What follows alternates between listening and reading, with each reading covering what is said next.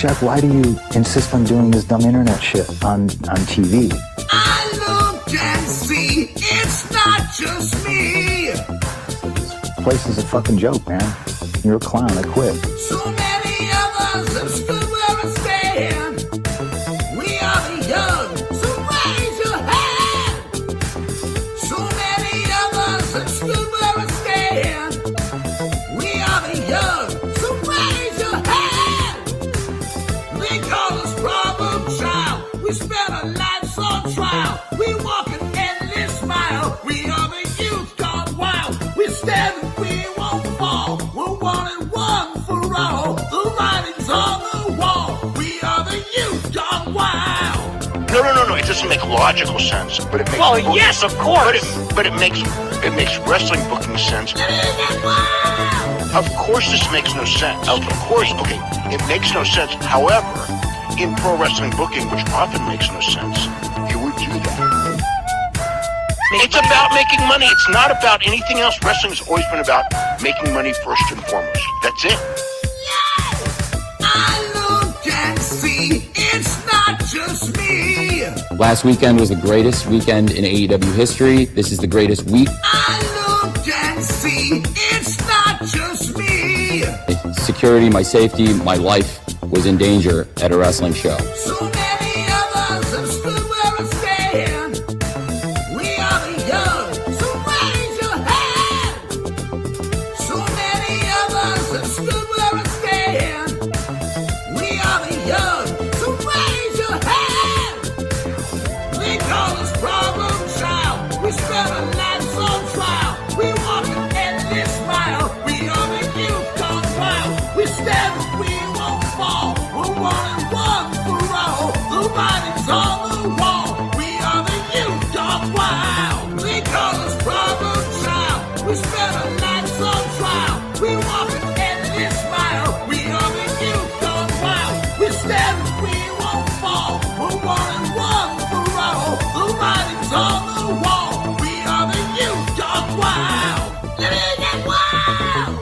Yeah. If you're familiar with how we do things often here on these Wednesdays, it's a lot like one of my favorite movies, Time Cop. What? Fuck you. Fuck you. Yeah! Yeah.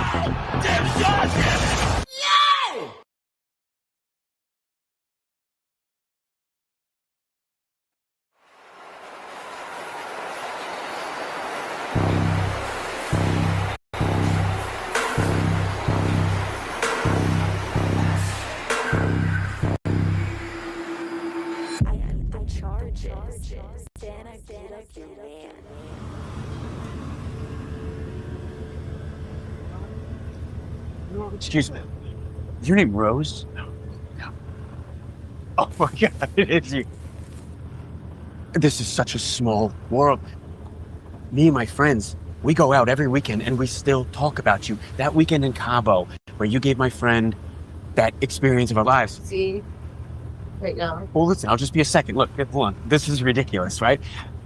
Me and my buddies, we talk about you almost every single weekend. I mean, I can't.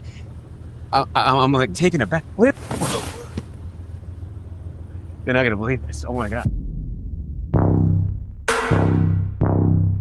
I beat the charges, then I beat up your man. I bopped him like a cop and knocked him out with my hands. I beat the charges, then I beat up your man. He warned me that the warden might come soon, so I ran. These cuffs are mine no more. My lawyer's such a bore. I made him hit the floor and get down on his knees. I took a little trip to London and Madrid. You wanna see a pic of the places I've seen? Yeah, I got off scot-free and I didn't have to pay any witnesses this time. You know what they say, you gotta spend money to make money. And I spend a lot of money.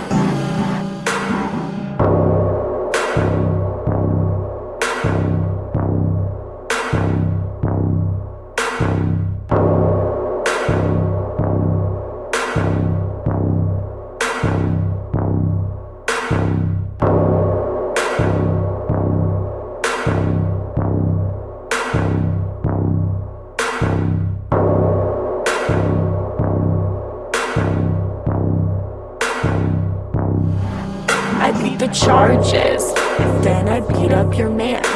You'll never know if he fought back, but trust me, he can't. I beat the charges. And then I beat up your man. I kicked him to the curb. It felt so good to throw hands. I beat the charges. Then I beat up your man. I made it quick so I could dip, went home with his friend. I beat the charges. Then I beat up your man. I shanked him in the back with my hot lady wood man. I think I'm switching sides. These girls are really nice. They tell me better lies and their houses are clean. Cause girls are better hangs. I like their little bangs. I like the way they hold me and call me a queen. Ugh, there's one guy who's still on my mind though. He's like all over me. It's so pathetic. Get some self-respect, dude. Don't make me go back to prison. I beat the charges. Then I beat up your man. I bopped him like a cop and knocked him out with my hands. I beat the charges. Then I beat up your man. I beat him once before and then I beat him again. I beat the charges. Then I beat up your man. I kicked him to the curb. It felt so good to throw hands. I beat the charges. And then I beat up your man. I beat the charges. Then I beat up your man.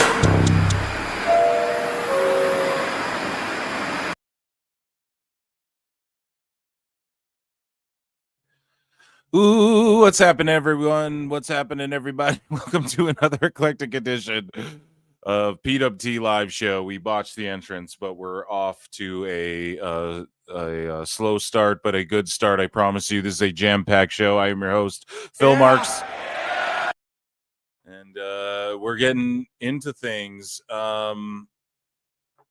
tonight here as everybody files in. Thank you so much for being here. It's Wednesday. We made it. This is PWT Live Show, episode 188. I'm your host, Phil Marks, and we're here to talk about lots of stuff, man. When it comes to TNA, WWE, AEW, we have a beautiful Sicko segment.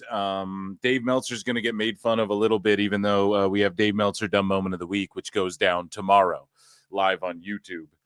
The official segment, which will be spectacular. And yeah, we have updates on Santos Escobar. There's some conspiracies afoot when it comes to TNA and their ticket sales.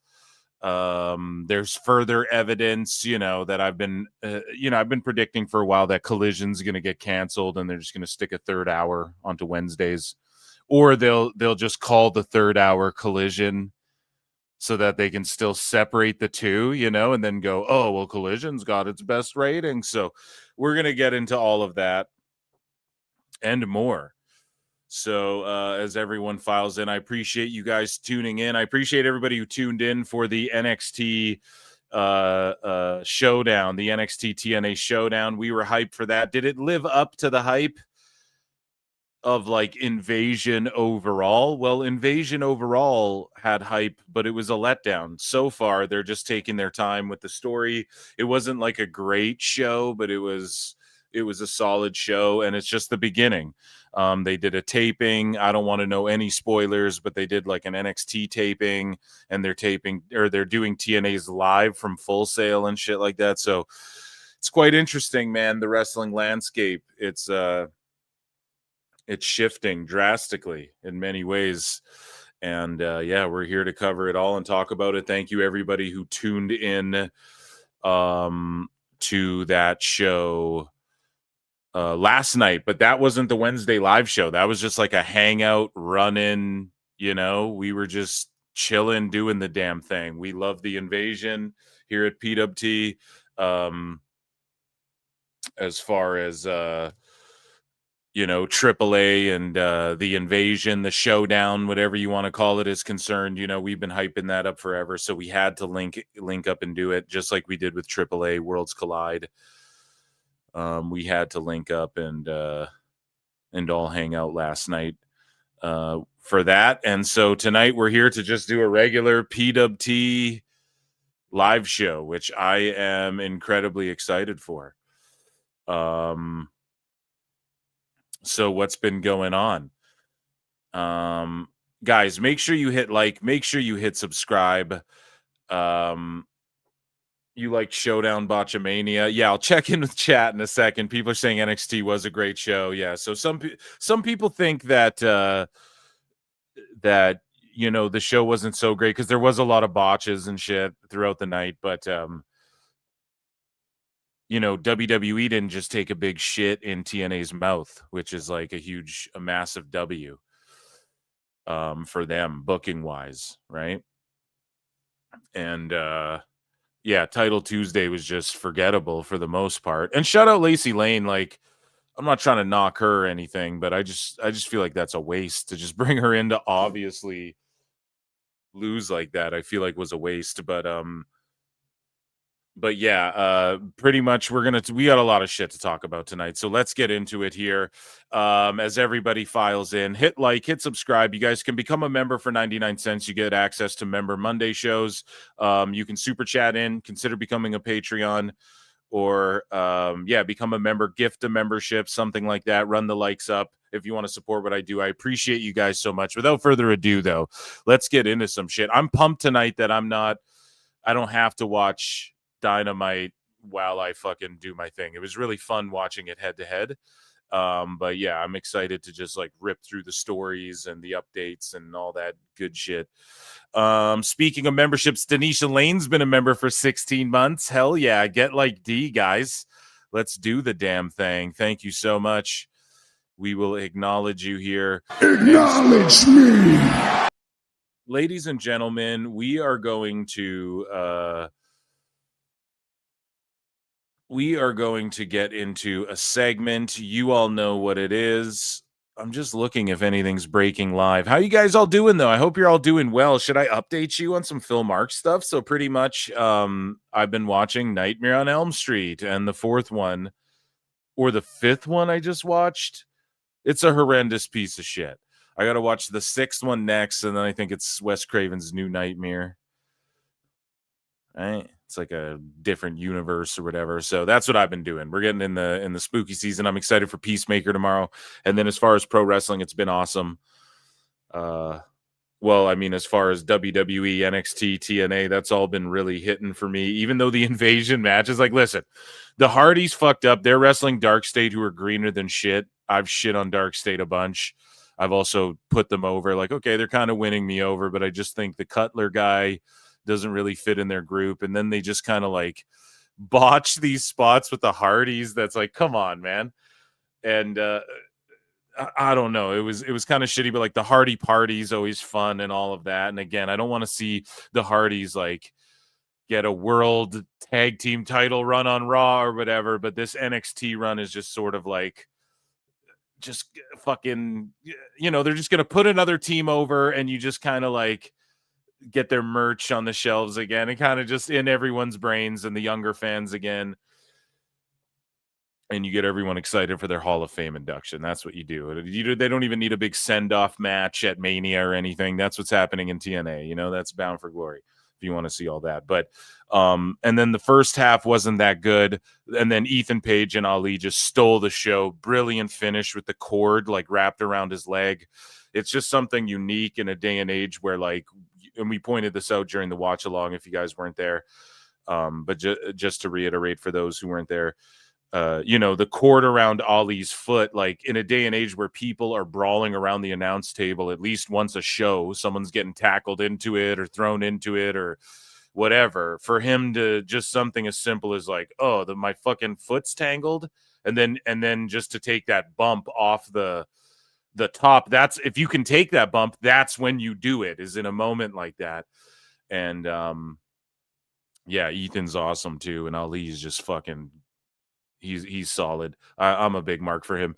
And then the men's, I just thought the dynamic, like, was it the greatest Survivor Series match of all time? Probably not.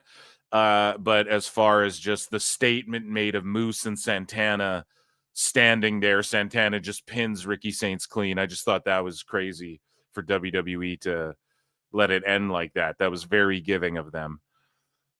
And that's how this partnership helps TNA going into this TV deal and all that. We're going to talk about it.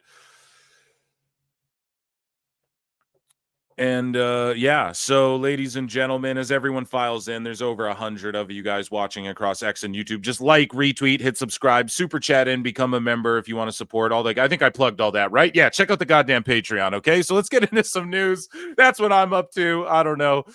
Ladies and gentlemen, it is time for miscellaneous news. Ladies and gentlemen, I'm afraid I've got some bad news. So Priscilla Kelly is coming to MLW, and she is coming for Shotzi, which I'm sure a lot of fucking sickos and wackos out there have done in there.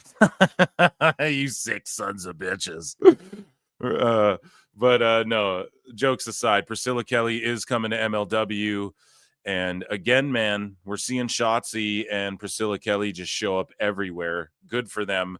I think they're teaming in some promotions, rivaling in some promotions. And yeah, here's her little vignette here.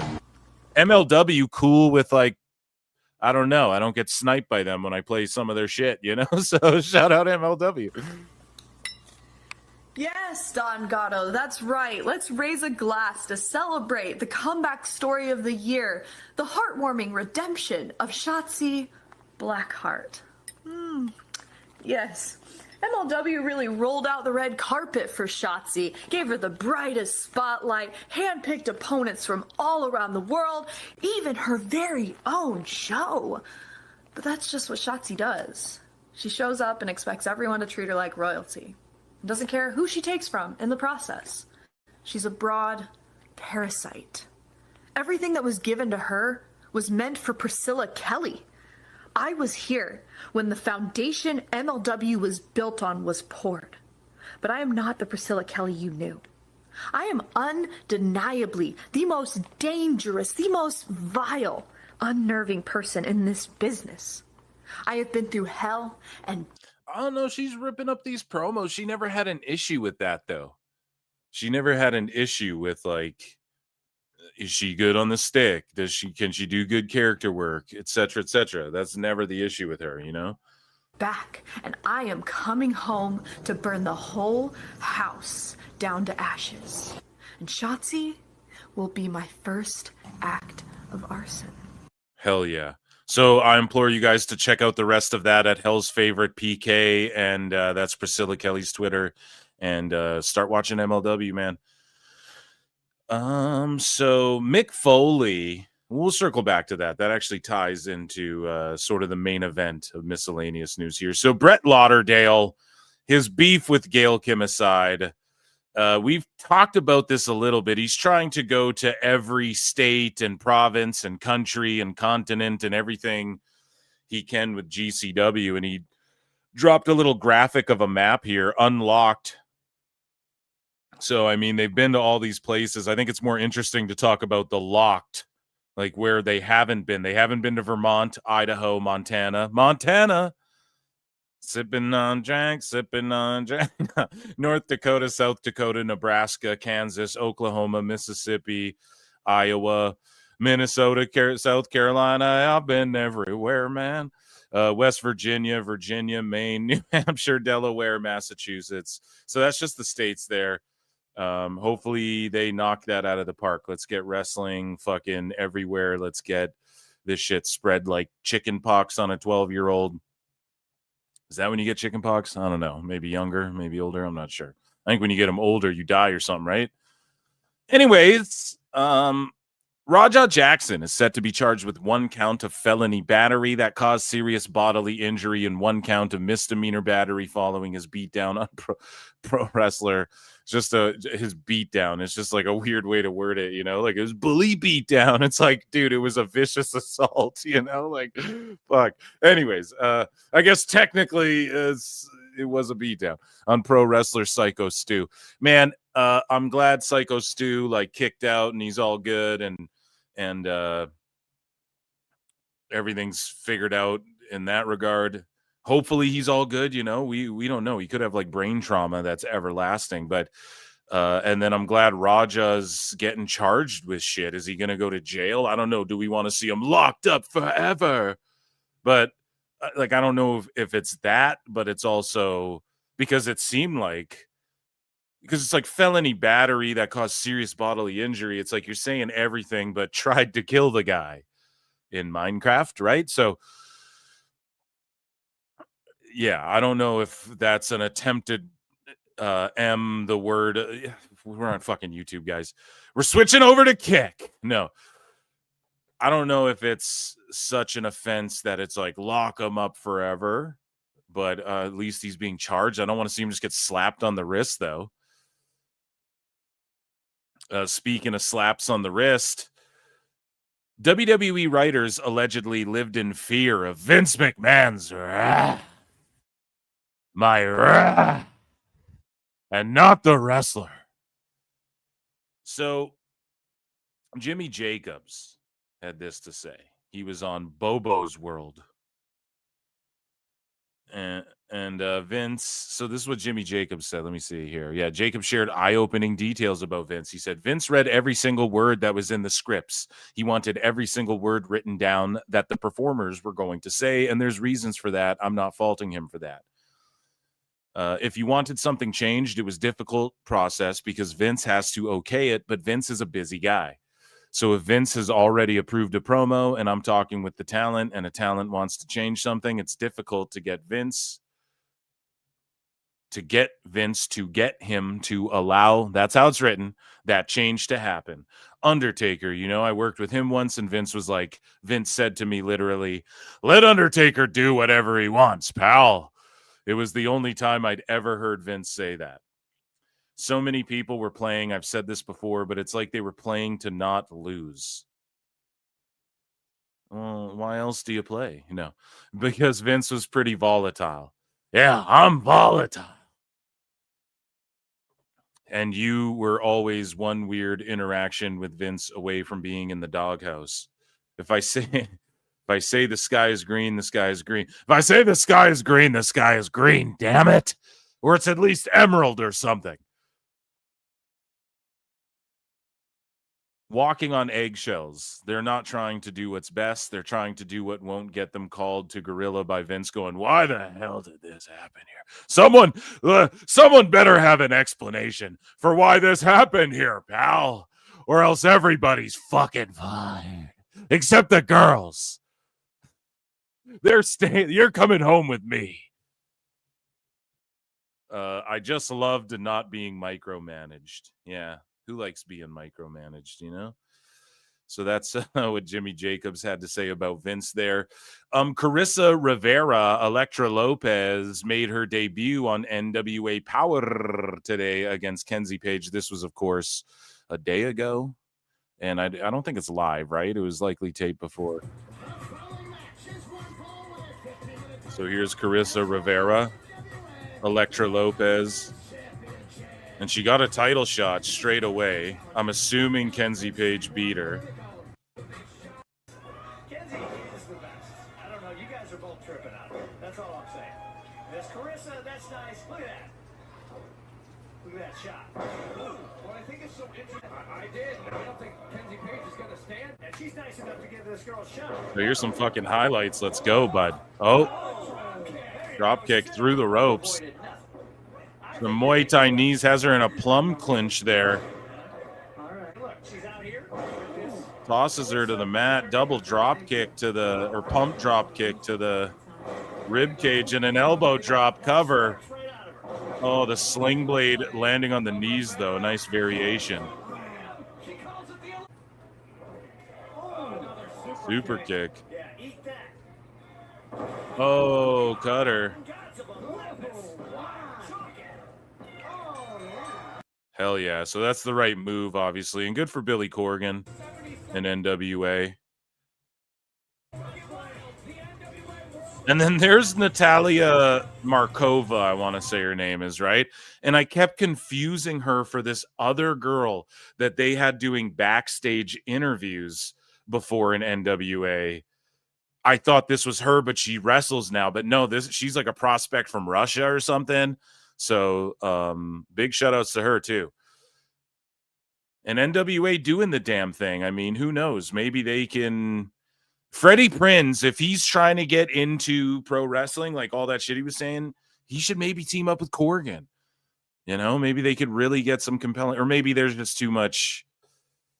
Chat can let me know. Is there just too much like bad energies on fucking NWA?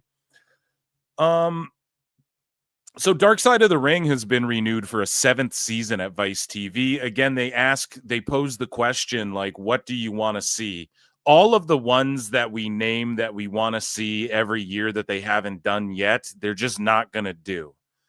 And just don't think they're going to do them. Maybe they just go all out. And like, who knows how many more seasons of this show they're even going to get. We've gone through the list last year, or last time they got renewed on this show. I went over my list of what I think they should do episodes on, and a lot of those haven't got made and likely won't get made. But maybe I don't know, maybe they do, because some of them are like celebrations in a way. I'm not saying Muhammad Hassan shouldn't get a fucking Dark Side of the Ring episode. I'm not saying that I'm not saying that some of these guys shouldn't get them.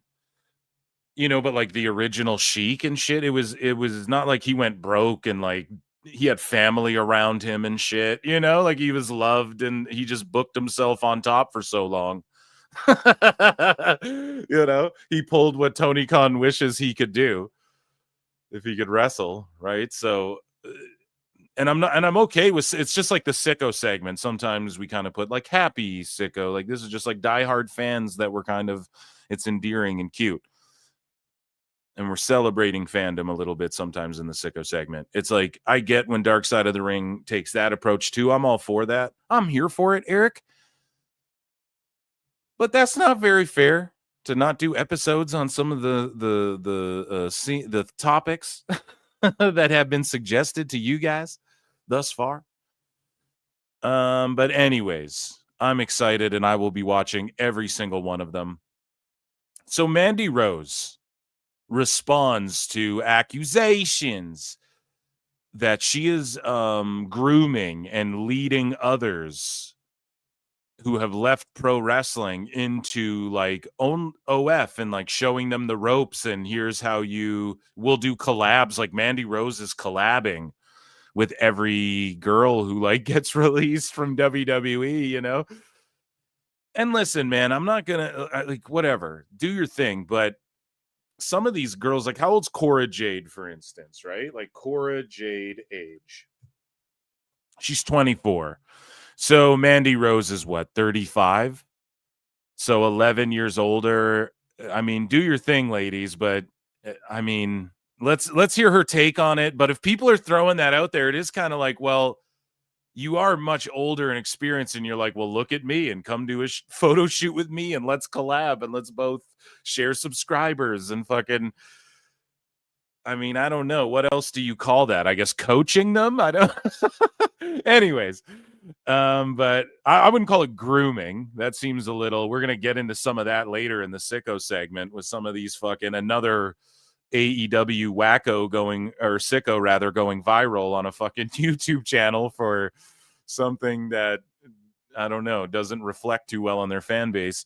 We'll get back to that later. But Mandy Rose says you're always going to be connected to that stigmatism, which in my eyes is an incredible thing, because all these females that are going to leave NXT or WWE, they're going to see the opportunity to be able to control their own brand and control their entity. They're going to call you for advice minimum, right?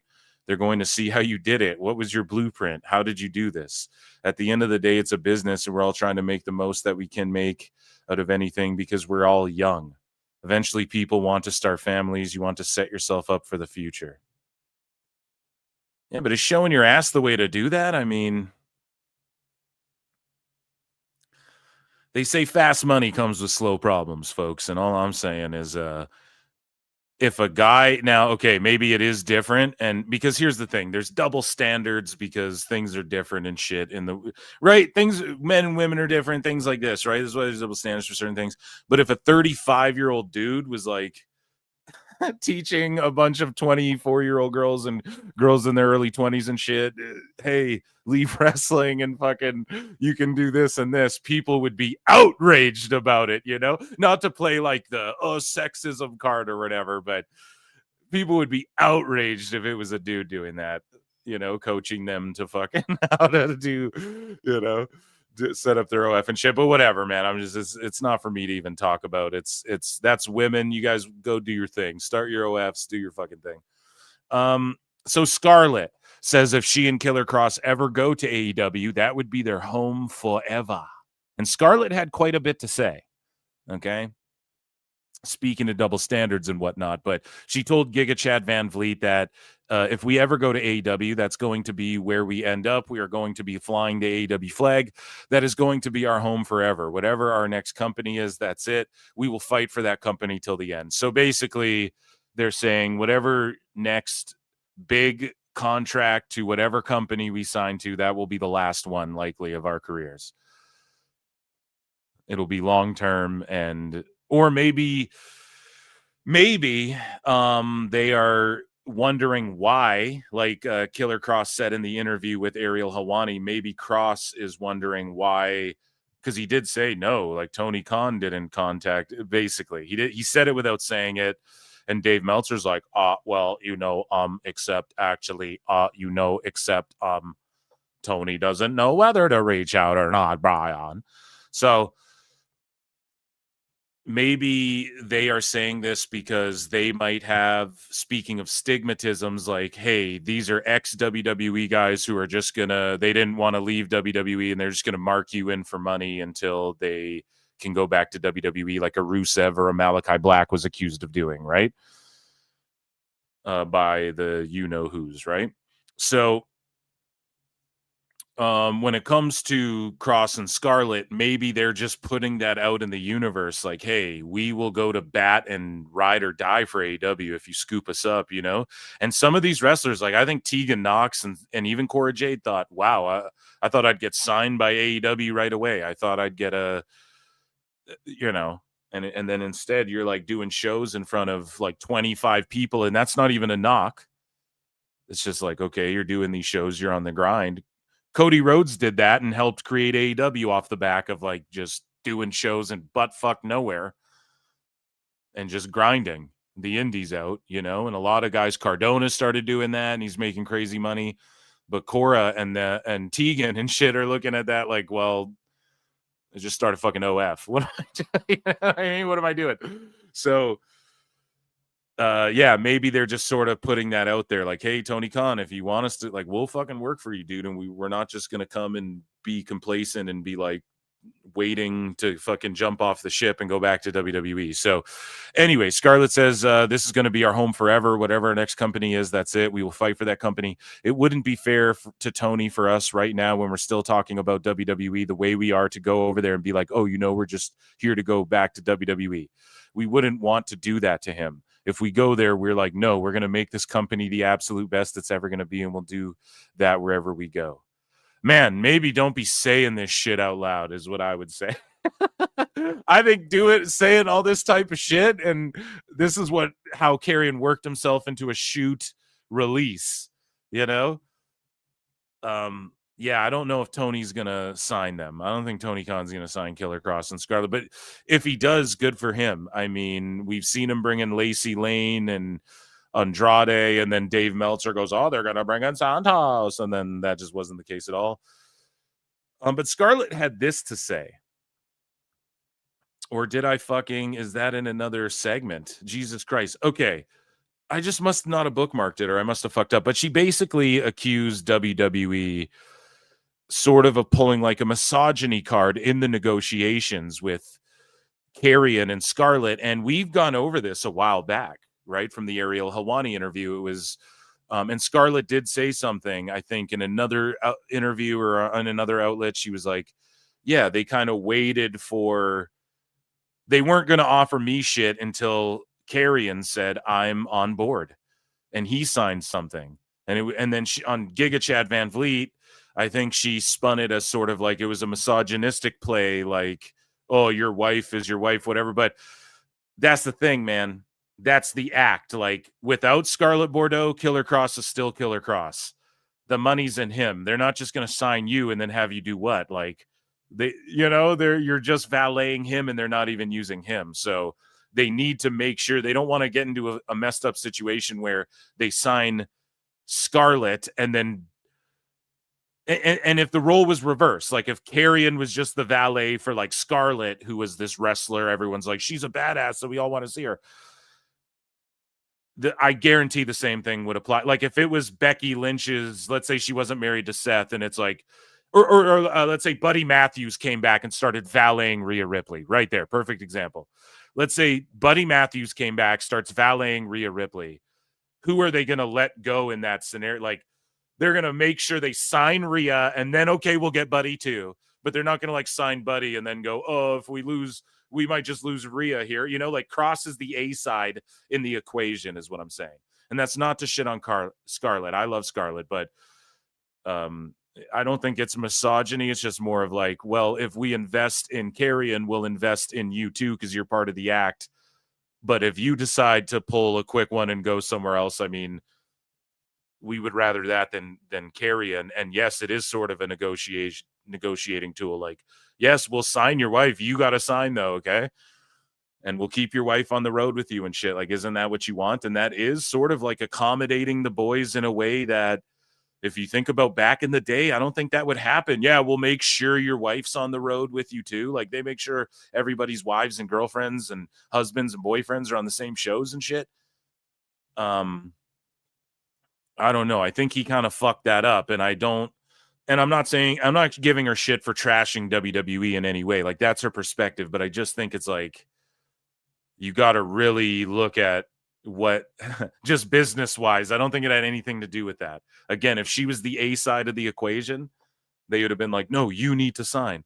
So it is what it is. They'll show up in AEW, I bet, eventually, just not like right away. And if they do, then whatever. So The Rock shares a message on Instagram thanking everyone who has watched The Smashing Machine. Husey hit me up and told me that this movie was really fucking good, and it sucks that it tanked at the box office. Again, I talk about this on my Phil Marks Out channel where I talk about pop culture and shit. You guys can go subscribe to that if you'd like. It's over on YouTube as well. And I make like top 10 lists and watch movie trailers with friends and shit. But Husey was telling me this movie rules, and it sucks. I talk about this a lot. Well, a little bit, I guess. I don't have too many videos over there yet, but it's the theaters are inflated and shit. Like everything's inflated, but the theater business, just for how much it costs, like people have to pick what movie to go see, and that does affect the box office. And then you have streaming, which is completely changed. Like sometimes movies do shitty at the box office, do unreal numbers on streaming. And sometimes these movies do unreal numbers on streaming to where they get a mini theatrical run. And sometimes those flop and don't work out. And sometimes they work out well. So the whole movie business has changed, but people are wondering like why so many movies are shitty. And they do say like Hollywood doesn't do anything original or there's no good dramas and stuff like this, but they make a drama. They make a biopic about Mark Kerr. There's a brilliant documentary about all of this shit. The Rock like recreated scenes shot for shot from this fucking documentary about Mark Kerr. And from what I'm hearing, did so brilliantly, and people don't go and see it. Why? Because they had to go see Weapons. They had to go see fucking, there's all these like hitters coming out lately. And unfortunately, this A24 movie just kind of gets looked over, and it kind of bombed at the box office. But I implore everyone to check it out. I haven't seen it either. I'm not going to lie. I haven't gone out of my way to go to the theater. I've been working a lot. So it's definitely on my list of movies. And Husey said it was awesome, and he brought that up as well. He was like, you know what, Phil, like these movies, people need to go support them. They talk all this shit about, they want good dramas, and then people don't go and support them. And it's so true. Not saying that this was going to be like the next Titanic, but it's like, God damn, this should have made a return, and The Rock, now the stories come out too, because The Rock can't help himself. I took a pay cut to help my co-stars. It's like, why the fuck are you saying that? You know, don't say that. You're like diminishing them, but that's that Hollywood bravado, fucking tough guy, fake tough guy, Vin Diesel shit. Like the reason him and Vin Diesel, it's just there's still, even though The Rock's trying to be like a hippie, artsy actor guy now, man, there's still little inklings of that. You know, they had to put it out there. Well, I took a huge pay cut, you know. Well, don't even say that. And then we could the rumors could just be like, well, The Rock's probably how much he got paid is why the movie, it didn't make any money. They were lucky to get The Rock in that thing. I'm sure it got a lot of eyeballs or Will and Street or whatever, right? I'm sure it did as good as they expected. That could be the narrative, but instead The Rock's ego, again, gets in the way. I digress. But yeah, he thanks everyone. I'm not trying to shit on The Rock here, but he says, from deep in my grateful bones, thank you to everyone who has watched The Smashing Machine. In our storytelling world, you can't control box office results, but what I realized you can control is your performance and your commitment to completely disappear and go elsewhere. And I will always run to that opportunity. It was my honor to transform in this role for my director, Benny Safdie. Thank you, brother, for believing in me. Truth is, the film has changed my life with deep gratitude, respect, and radical empathy, DJ. And yeah, they're saying like Rock, Dwayne Johnson, and Timothy Chalamet are in the front runners for the awards. And if you guys know anything about that, it's really all about campaigning and like what narrative is Hollywood's trying to create at that time, you know? So I don't know. The Rock could campaign and get it. I mean, he has the connects, and it would be good for pro wrestling. Let's be honest. Right? Nikki Bella's got Emmys and shit. Okay. We need some Oscars and shit. So speaking of movies, Ringside News poses the question, who would you like to see portray Mick Foley in a biopic, right? Biopic. And so Mick Foley is the subject here, but Paul Walter Hauser was on TMZ's Inside the Ring. And he reveals he's been approached to play Mick Foley here. So he says, have it to be isn't really about which wrestler I'd want to play. It's more about the writing, but I have been approached about playing Mick Foley. I actually think he would crush that one. That might be a good one. They haven't played Chris Farley. He was solid as Mole Man. He's super funny as Stingray and Cobra Kai. I like Paul Walter Hauser. His wrestling takes are a little like, okay, we get it. You're friends with fucking Tony Khan and shit. We get it, bro. You know Jeff Jarrett and shit. But I digress. We'll get to that in a minute. He says he was approached about playing Mick Foley. Really, I've also been approached about playing Jim Neidhart. Nah, maybe if it's just like an in-passing thing. Like, the Hart Foundation, like in one of those Iron Claw movies, A24 pictures, the Hart Foundation, and it's like Paul Walter Hauser's Neidhart. Okay, I'd run with that, but in an actual movie about a wrestler, maybe not Neidhart, but Foley for sure. I think he would kill that. I just got approached last week about playing a new wrestler, which I won't name out of respect for the project and the people involved. But yeah, people think of me for wrestling stuff because they know I'm into it, and I do it as long as the story is good and I get to really do something with the character. And then also we talked about it. Kenan Thompson is developing a Macho Man film. And unfortunately, man, they were going to get Chris Hemsworth to play Hogan, and that whole shit got blown up before Hogan passed away. And I just think that would have been fucking awesome. I think Hemsworth would have knocked that out of the park too.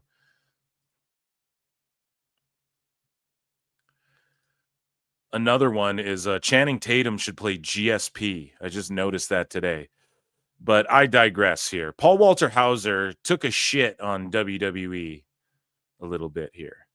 And he calls WWE's ticket pricing greedy and ugly.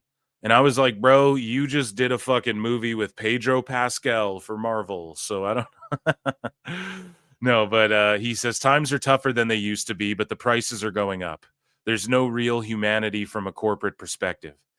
See, here's my problem, dude, is you get guys like Mark Ruffalo and shit and Paul Walter Hauser who talk all this shit about like, man, listen, they print fucking Mark Ruffalo's face on Hulk dolls in China in fucking sweatshops and dump the textiles in the fucking oceans and shit. You know what I mean? Like, bro, go protest that shit. You know, why don't you talk about that? It's always like, we need to do more for people. It's the same shit with Paul Walter Hauser. Like, man, times are tough, even though I fucking was just Mole Man in Marvel. You know, and they're fucking making toys with my fucking the theater business and everything's inflated, and they fucking are selling $80 popcorn Galactus head popcorn buckets for this fucking movie I'm in. Like, come on, guy. Come on, dude. Greedy and ugly. You're in Hollywood, bro. I don't know if you're the type of guy we want to hear this shit from. But anyways, he says everyone is allowed an opinion, right? But he goes, to me, that's like Mr. Potter and It's a Wonderful Life. You're getting greedy, ugly. You're being ugly by doing that. You mean like Pedro Pascal being Reed Richards? Being in every movie ever and people going, oh, fuck. No, Pedro is pretty good. I did like his version of Reed Richards a lot. I actually really did. Pedro is, people are like, Pedro fatigue. I'm one of those guys. I'm like, holy fuck, he's in this too. You know, he's just popping up everywhere. But I think he did a good job in FF. I'm not going to lie. But either way, though, yeah, I mean, you're talking about, oh, you're being greedy and ugly. You're saying that to TMZ, bro. The scummiest fucking scum of the Hollywood fucking. They're the dirt sheets of Hollywood. You what? Moving along, though, PWH says he wants a multi-promotion mega show to counter WWE Saudi WrestleMania. And again, it's like, dude, on one hand, you're saying, dude, it's just greedy, corporate, whatever. They're doing this super show in Saudi Arabia for a whole bunch of money. Man, we should do a multi-promotion super mega King Kamehameha show for a bunch and charge, you know, how much are you going to charge for tickets? Because you got to pay for everybody's fucking appearance fees and hotel and all this stuff. You know what I mean? Like, come on, man. It's the same thing. Oh, so you want to create like a super mega event where everyone's charged a premium and you get all the boys there and they can fucking wrestle, and a bunch of promotions should team up and say, fuck WWE and their super mega conglomerate event. Let's make a super ultra mega conglomerate event. And then what? Just charge like $10 for the tickets for everything and lose your ass on it? Who's going to do that? That's the problem, man. This is like that Hollywood shit. People fucking go to Hollywood and get weird, bro. I'm telling you. You start making money, you start fucking losing touch with like reality and like normal people, normal everyday. And I get it. You're like, oh, it's real tough out there. Come see me in Fantastic Four, where fucking tickets now to go see a movie is you're spending $100 flat if you're taking a date or taking your wife out to the movies to go see like a new one, like one that came out that week or the week before. You know what I mean? And we're upselling fucking tickets and everything, 4DX and all this shit. Like, I don't know if you're the guy to be preaching this to us, but either way, that was Paul Walter Hauser, and Thank you, fuck you, bye, boom. That was miscellaneous news. Ladies and gentlemen, I'm afraid I've got some bad news. Okay, how's everybody doing? We got 200 watching across X and YouTube. So make sure you guys hit that like, subscribe, consider super chatting in if you support, become a member. You can gift a membership. You can join Patreon too, patreon.com/prowrestletimes. Appreciate you guys. We got more news, man. We're rocking and rolling tonight. Don't forget Dave Meltzer, Dumb Moment of the Week, live tomorrow on YouTube. Every Thursday, 8 p.m. Eastern, 5 p.m. Pacific, and wherever podcasts are, like Spotify and all that good shit. It's my newest show. So make sure you guys tune into that as well. Okay, what do we have on the docket next here? Yes, we will do some we will float over here and do some TNA news. That's for sure. And so, did anybody get any spoilers from NXT? I don't want to see any of the spoilers. To prove The Miz can outdraw all of the indies combined, TMZ never cared about wrestling. Yeah, everyone cares about wrestling now. Everybody. Put your money where your mouth is. Show me the money. Let's go, Hauser. TMJ greater than TMZ. TMZ or fake wrestling. Well, I don't want to say that, right? Like Mojo Rawley's been working there for a while. I think I don't know if he's been pushing for this for a while, but it seems like it's been 1 week since you looked at me. No, it's been in the works, I would say, for a bit. And the host they got, I mean, he's a fan. The two guys they have sitting there, like, they like wrestling and shit. But yeah, they found the sleaziest, like the Joe Schmo of fucking, and not even a shit on Joe Schmo, like not saying anything against him personally, but it's like they got this goofball who's just, but it's like the sleaziest type of fucking TMZ reporter who's going to talk about wrestling. I'm kind of here for it, though. I'm not going to lie. I'm here for it, Eric. I'm okay with it, you know? Chickadee China, the Chinese chicken. Ladies and gentlemen, Banjo's in the chat for some good old TNA news. So Cedric Alexander's TNA contract is up next week, and that's courtesy of Fightful. So there you have it. Some people are shocked by this. Guys, they will sign 1 month deals, 3 month deals, 60-day, 90-day, 1 year. They're starting to do more long-term stuff, but yeah, I mean, how long has he been there? 2-3 months? They could have did like a 90-day deal. I could see AEW. They were talking about Hurt Syndicate might add some members and shit. I could see it happening. I know that they're like, oh, the big swole stuff, and maybe, but also Cedric is a profesh. MVP's like, let's make this money. I think people would like it. He'd just be another guy there, but he was also very prevalent on the TNA side. So maybe WWE, maybe TNA and him are discussing and they're going to work out a new deal. We don't know. Maybe WWE's like, hey, we'll have you back here in NXT doing this, or we'll keep you in NXT, TNA, AAA, whatever. Maybe they have a plan for him. Who fucking knows? But shout out Cedric getting that money, doing his goddamn thing, raising his stock. I don't think going to TNA hurt him at all. Should he go to AEW? I don't know, man. I'll just say the same thing I said about Santos and everyone. Sure, if you can and get some money and shit, if that's what your focus is. But if you're like, no, I want to work like Escobar, we'll talk about in a little bit. He didn't want to go anywhere. He just wanted a creative direction. Give me a plan. It ain't even about money, dude. The money's good. I'm good here, bro. I want to be a WWE superstar. But like, what am I doing? And that, again, man, wrestlers in a weird way, they are artistes as well. And they're also athletes. So they want to compete and they want to show off their art and their skill and all that shit. And at some point, and Eric Bischoff's explained this too, like at some point when you're paying people to sit at home, and at first you're like, oh, that's awesome. Like, I don't got to bump around and shit. But then at some point you get the itch like, well, I want to get on fucking TV. I want to do this thing I trained to do. I want to entertain.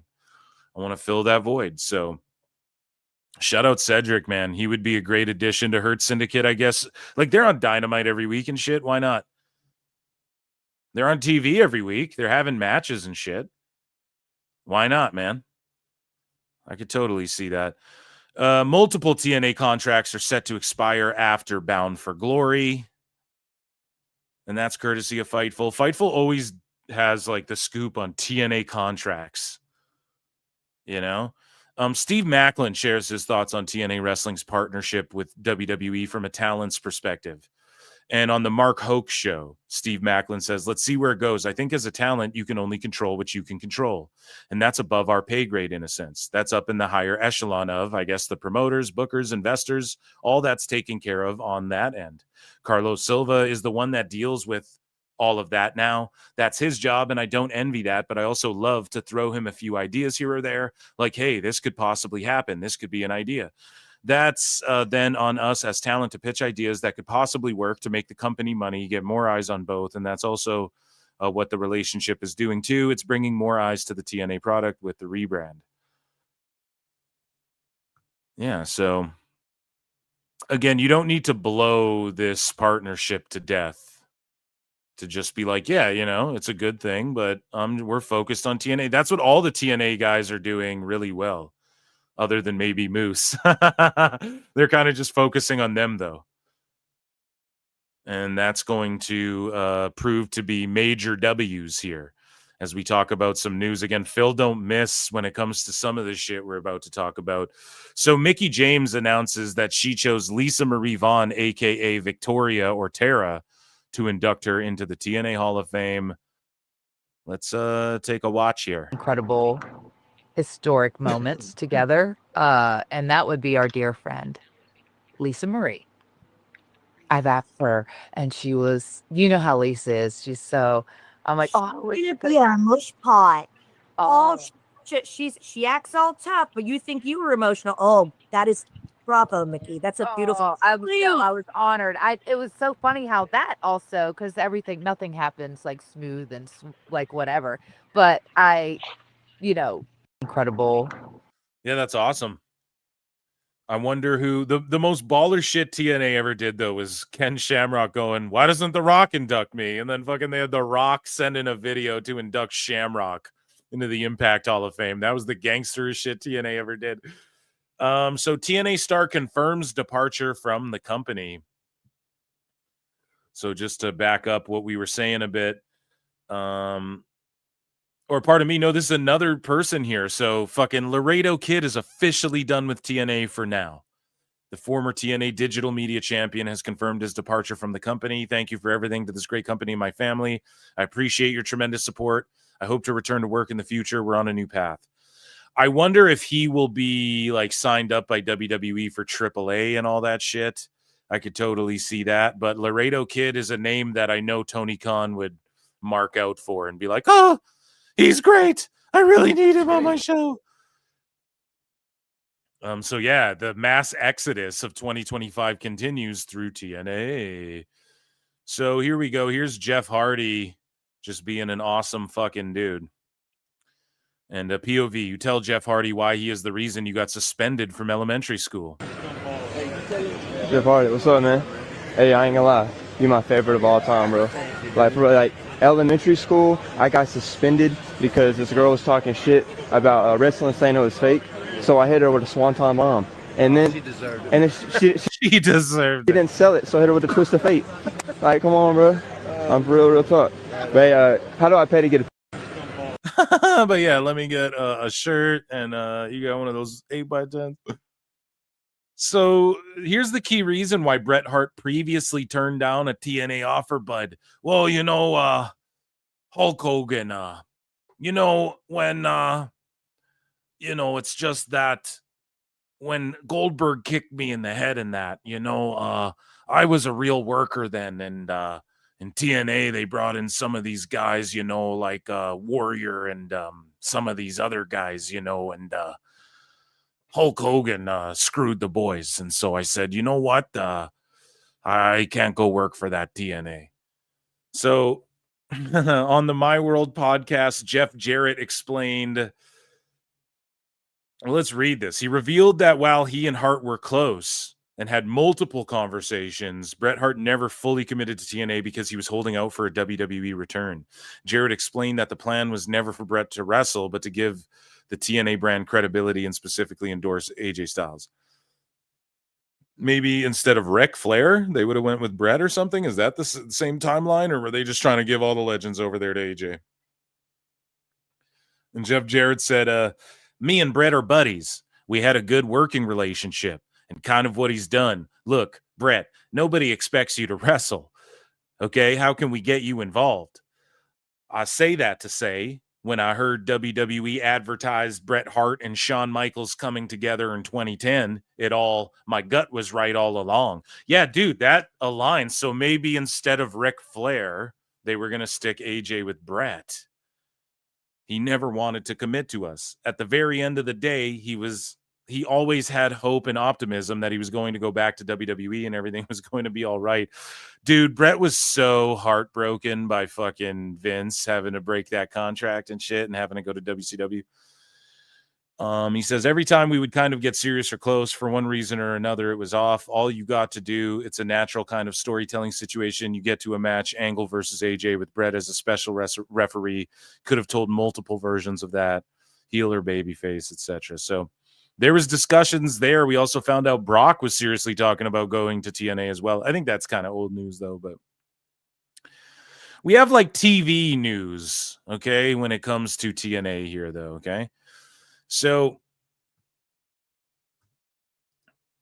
one WWE production source, this is according to Fightful. Let's take it with a grain of salt here. One WWE production source expressed concern that the new numbers and data from the Nielsen TV ratings changes could be used to negotiate against TNA as they try to land a new television deal.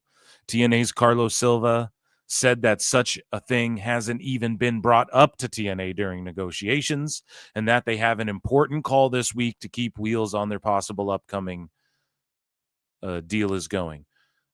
An important call this week to keep wheels on their possible upcoming deal is going. Wait, whoa, what happened? TNA during negotiations and that they have an important call this week to keep wheels on their possible upcoming deal is going. Okay. So Carlos Silva's like, that's never even been brought up to us. I don't think it's a factor yet either. I don't think, why would it be a factor yet? You know, like the new big panel data, Nielsen ratings and all that shit that Dave Meltzer can't seem to grasp, but everybody else can. I think they have to track the trends of it. And I think one way you do that is put TNA live on Thursdays and see how the fuck they do, which is seemingly what TNA's set to do. And again, man, I don't mean to fucking say I told you so, but where's the drop? It's just in from Phil Marks of PWT. He says, I told you so. So Mike Gilbert tweeted out, Carlos Silva, feel free to DM me where Impact will be emanating from next week. Thanks. And then this guy at Wrestling Covers Draven says, saw that they have the schedule up on TNA Plus, starting to think they may go live from the PC all month. Really hoping these are not best of specials or none of that. And then It's Wrestle World tweeted this out and said, while not officially confirmed, so again, this might be wrong. They might last minute say, no, we're doing shows from here. We're taping them all this or whatever the fuck. While not officially confirmed, most within TNA and NXT are fully expecting TNA Impact to air live on Access TV from the Performance Center from Thursday, October 16 through Thursday, November 6th. So that's how many shows? That would be like 4 shows. 5 shows, I think. Here, yeah, upcoming live events. Or no, it would just be these 4. We don't know where they're emanating from, and I guess we don't know where they're being taped or whatever. And the expectation is, I guess, they're going to go live on Access 4 weeks in a row. Now, why might they be doing that? Well, because maybe they want to test out the new ratings or whatever. I don't fucking know about all that, but I will say this.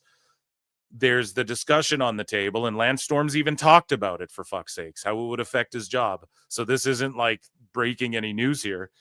There's discussions on the table of like, hey, this TV deal, they might want us to go live all the time instead of just like once a month or once quarterly or whatever the fuck they were doing. This is the test right here. Okay, do we go live 4 weeks? Like maybe they end up taping. Maybe they're live 1 week and then they tape a bunch of shows too. I don't fucking know. But if this is true, what these rumors and innuendos are floating around the IWC, then, I mean, their TV deal, he's like, we're on a phone call. Carlos Silva's saying shit like, we're on a phone call and we're ready to fucking announce the TV deal pretty much, like coming up soon into the, like 26, you guys will know for sure. he gave a 90-day window, which sort of lands around BFG coming up this weekend. So maybe he's extending that to the end of the year by saying like, hey, by 26 you'll know. But we're around that 90-day window when Silva predicted, well, we'll have fucking something maybe to announce. I'd give it 60 to 90 days or whatever the fuck he said in that other interview we covered on an episode like, what, a month or 2 months ago, whatever the fuck, a few weeks ago.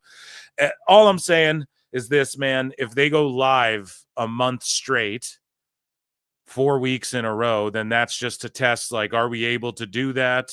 What are the logistics? What kind of numbers are we doing on access?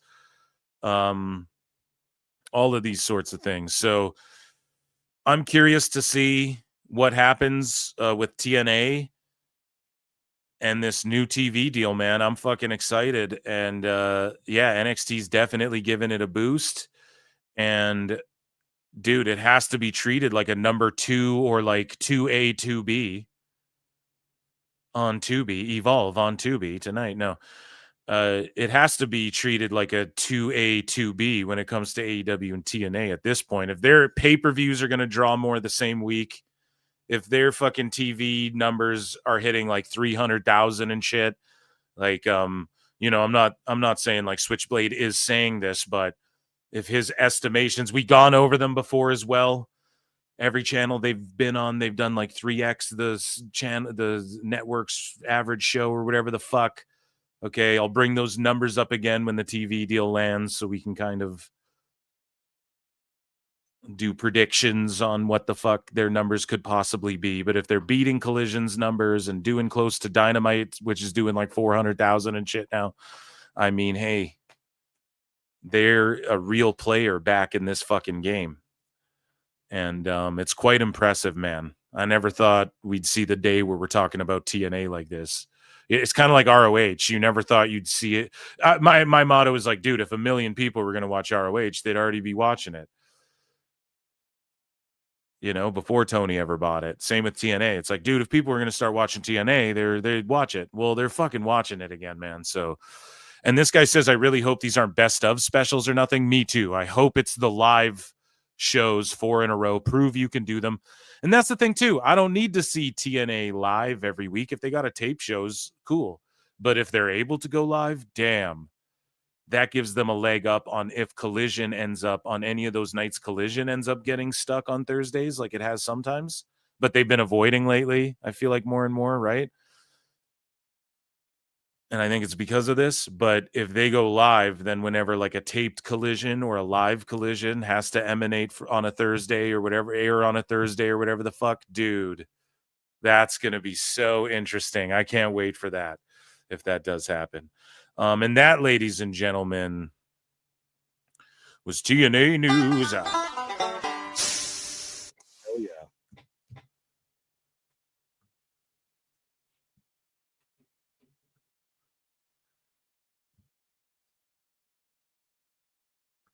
But yeah, I'm super excited to see like the sickos versus the TNA holes, and then the fucking wackos can just lay in the cut and argue amongst each other over like Raw and SmackDown and shit.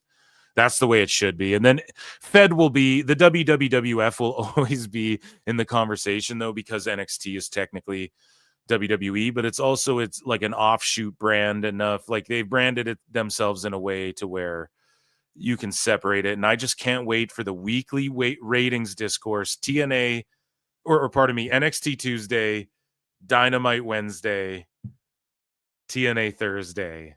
And I just can't wait to stack those 3 because we'll be comparing TNA's ratings to NXT's as well. And that's only going to heat shit up. And maybe WWE gets pissed when TNA starts getting close and they go, fuck you guys. Screw you guys. I'm going him. Like, we don't want to work with you guys anymore.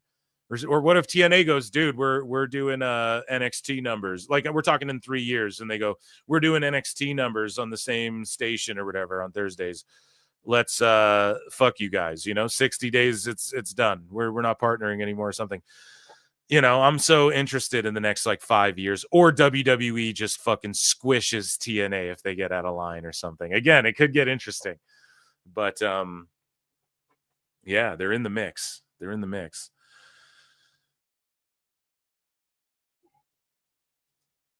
TNA holes have had to endure for a long time as well.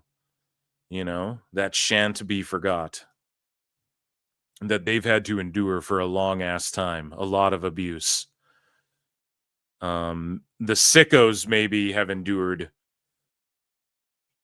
a lot. Here's the thing. The most abuse comes towards WWE just because they're the largest and they've been around the longest, etc. However, TNA got beat up bad. Like Ring of Honor fans didn't get beat up that bad as TNA did for a long time. And then AEW, I think, gets it worse than any Fed ever. But the problem is that they fucking begged for it. They had all the goodwill. Like everyone was on their side at the beginning. And then it turned into everybody fucking turned on them. And that's sort of because Tony Khan's antics and the Bucks and Jim Cornette being proved right as far as like how these people operate and shit, Ed Brown has been a member for 18 months. Acknowledge me. Thank you for 18 months of membership. Guys, if you're on X, consider subscribing over on YouTube or hitting like, retweet, or whatever. Guys, you can super chat in, become a member like Ed Brown, gift a membership, join Patreon. That's how you support PWT. I appreciate you all being here, man. And thanks everybody who tuned in yesterday as well for that run-in. I had a blast watching those shows head to head. But honestly, like, I was way more hyped for Invasion than I should have been. I think, but it's all good. For Showdown. Once it got switched to Showdown, I should have known that it wasn't going to be like as high. And I'm not trying to shit on the show, but I was like PLE vibes, and it was realistically just like a solid episode of NXT, And people shitting on the botches, it's like, man, that's what NXT's for. Like, they're guys like Dark State are supposed to be botching. That's how you learn. They just shouldn't have this many eyeballs on them and shit. That's the problem. Developmental needs to be way more hidden than it has been the last, like, I want to say decade. So...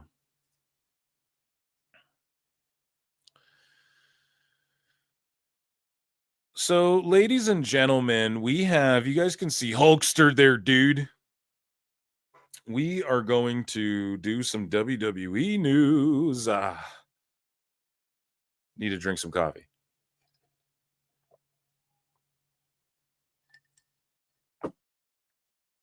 Guys, don't forget Dave Meltzer Dumb Moment of the Week. Tomorrow airs every Thursday, 8 p.m. Eastern. That's my new podcast, episode 2.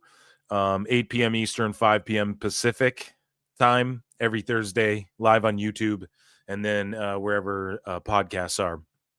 Dave Meltzer, Dumb Moment of the Week, official show. So, ladies and gentlemen, let's get into some WWE.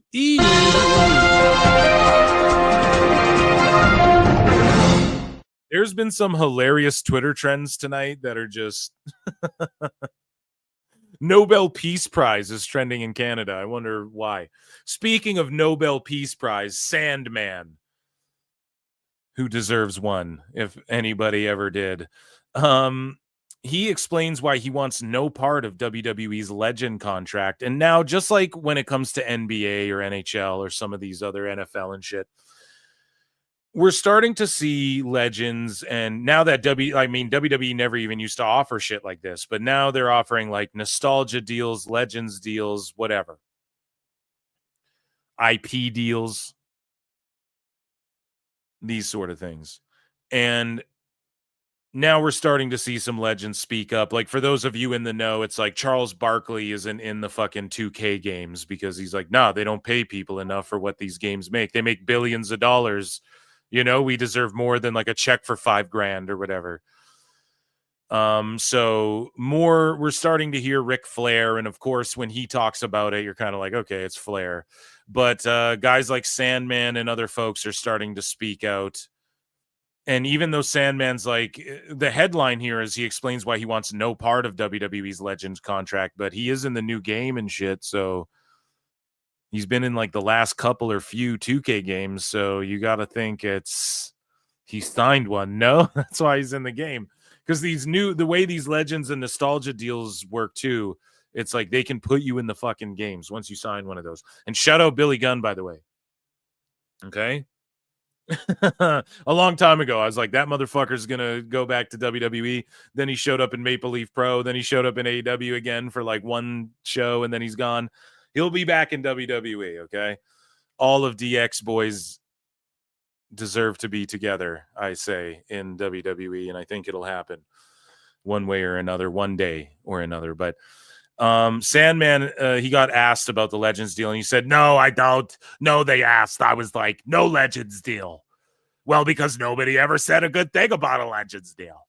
I never heard one person say a thing about them signing a nostalgia agreement. It's like, bro, you're in the fucking game. Are you sure about that? I think he signed one and doesn't even know. And I'm not saying that to be a smartass. I really fucking think he doesn't know that he signed one of those shits. Moving along here, the new poster on Netflix for Raw. Pretty sweet, dude. Penta. Just making money. So Scarlett, so I talked about this earlier in miscellaneous news, but I bookmarked it here in WWE news. So I touched on it earlier. Scarlett calls out WWE for misogynistic treatment during contract negotiations with Cross. So I've broken this down. I broke this down before she even said this shit back when Cross did that Ariel Helwani interview. I gave my take on it, rather, maybe not broke it down, but she said that the contracts were separate. So after talking to the representative of talent relations about my contract, shout out Giga Chad Van Vliet, by the way. One last question before the 24-hour notice was given. Cross asked where I stood in all these contract negotiations. They said, we'll get to yours once we're done with his, which I took as them using me as leverage against him. No, man, it's just a matter of like, he's the A side. I've broken this down already. Cross is the A side. If it was Becky Lynch dating like not Rollins because he's over. Let's say like Rhea Ripley and Buddy Matthews was the example I used. Let's say Buddy Matthews comes back and they're just fucking Buddy Matthews is just valeting Rhea to the ring. That's the only time you see him. Rhea's the A side to that equation, you know, so they're going to let you go. They're going to let Buddy Matthews go. And they did before they let Rhea Ripley go. And they did. Right. So it's like, they're going to let you go, Scarlett. I'm sorry. Not that I don't love Scarlett. Not that she can't get over. Not that she's not a great talent and everything. And yes, it is somewhat a leveraging device, but you can't get mad at them. Nobody told you to work with your spouse and shit. You know what I'm saying? And WWE accommodates people. Like, how many people get the not to some people it sounds like a nightmare, but how many people out there get the luxury, if this is something you want to do, of working with your significant other, if that's something you want to do, especially in the entertainment world and pro wrestling, where it's like a lot of people marry other wrestlers, a lot of wrestlers marry wrestlers because they understand the grind, they understand what you're going through, you know, day to day and shit. I just think it's a matter of he's the fucking A side to the equation. Like, they need to keep Cross. If they just keep you, who are you just going to valet someone else? They're not going to have you wrestle, like, other than apart from house shows and shit. So I don't like, you just got to look at it that way, I guess. I don't know. That's my analysis of that. Your Buddy Matthews is what I'm saying. She said, I feel if he had agreed within 24 hours, they would have offered me something. Yes, 100%. 100%. It's just like Matt and Jeff Hardy, unfortunately. There's a lot of years there where they're like, we want to keep Jeff. And Jeff's like, all right, well, my brother's deal's coming up. Well, you know, Jeff, pal. Okay, well, Matt, you know, okay, well, he's going to ECW, pal. You know, there's always been that in pro wrestling. It's like, you can't knock them for that if you're going to bat for like your spouse's job. Not everybody can just like go and be like, oh, my wife works with me and shit. You know, that's a privilege and shit. And they make sure everybody works on the same shows as their significant others and stuff. They're already so accommodating in that regard. and I'd keep the same energy if someone accused AEW of this as well. I'd be like, well, man, they're just supposed to hire everybody, not that this would be a nepotism thing. I'm just saying in AEW's circumstance, right? If they negotiated with Cross, but were like, yeah, we'll hire Scarlett if you sign. If Tony pulled some shit like that, I wouldn't even blame him, Anyways. Well, whatever. We beat this to death tonight. Let's move along. How about that? So, in other news, speaking of Rhea Ripley, she did Terrifier collab t-shirts, man, which is super awesome. And they have the throwback WWE logo on there, and it's her and Terrifier, Art the Clown. And those are pretty sweet, I guess, in time for Hallows Eve. Mickie James, about to be a TNA Hall of Famer, says it was Triple H who suggested for her to be a coach for season 1 of LFG. So Undertaker just fucking tombstoned his idea to Oblivia Cree. You know what I mean? Like, what happened, bro? He just comes in and is like, sit down, kid. Speaking of fucking wives working with their spouses, fucking Undertaker's like, tag me in, kid. So she says, when I got asked, because Hunter had suggested me and really wanted me to do the show, the coaches were Bubba, Taker, and obviously Booker T, all Hall of Famers. They've been around the business. Booker T has his own school. Booker has his own school. Taker pretty much schooled the locker room for decades that he did. I was like, where do I fit in here? Working with the talent down there and the future superstars. Because Mickey's not a WWE Hall of Famer yet, is she? So did they fucking snub her for McCool because of the Hall of Fame thing? The whole McCool thing, they can try and explain it away, but it's cringe. But yes, if I was an old millionaire guy who had heart problems and I just wanted to hang out with my wife all fucking day and at my work and shit, I would do the same thing. I'm not like blaming Undertaker for all that, but at the same time, as a fan, it's fucking ick, anyways, and especially when it hurts the quality of the fucking shows. It hurts the quality of the LFG show. It hurts the quality of the fucking podcast, right? So why do it? I digress. Mickey says, working with the talent down there and future superstars, they were amazing, and you see how hard they work. I love doing it, and obviously the kids who were in my group, I followed them. I had such a great team, and then Michelle McCool comes in and fucking wins the belt season 1. Speaking of winning belts, Gunther will reportedly be John Cena's final opponent, and this is according to the Wrestling Observer newsletter, Brian. So take this with a grain of salt. Because poor people don't like AEW. You really don't know. But WWE is reportedly planning a tournament with the winning prize being John Cena's final opponent. Maybe. I don't not like that idea. That's a cool idea. But at what cost, though, is that the only sucky thing with Cena is that he can't be like, if he just whips out my career on the line, we all know the last date. So, and they could use that element to swerve us, but then it just feels cheap and slutty, So the last match has to just be like the last match. It is Cena's last match. So, okay, it's like an honor to give it to someone, a tournament winner. Maybe that seems very Tony Khan-ish. Right? And then they just did the King of the Ring and whatnot. But I guess, there's a few months in between there. It could work. It could work. I'm not even knocking. If that's just Dave's fantasy mark booking, I'm not knocking that. I'm not knocking Gunther being the final opponent either. It should be someone that Cena's going to put over. But it should be somebody who...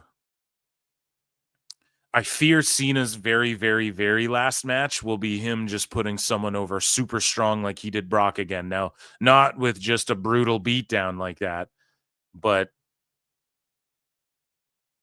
It won't be a long this AJ match is going to be like one of Cena's greatest matches. Like how him and Sammy snapped on that SmackDown.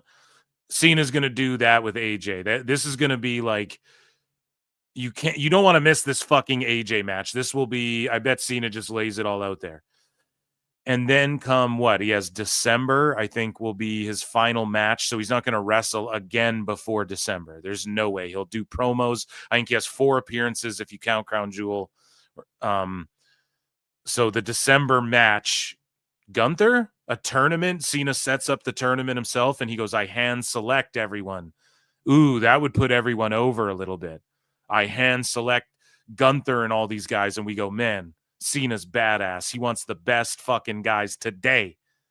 He wants the best guys in the world today, dude. Cena's a fucking ledge. And then he lays down for whoever it is. Jacob Fatu or something. That'd be fucking awesome.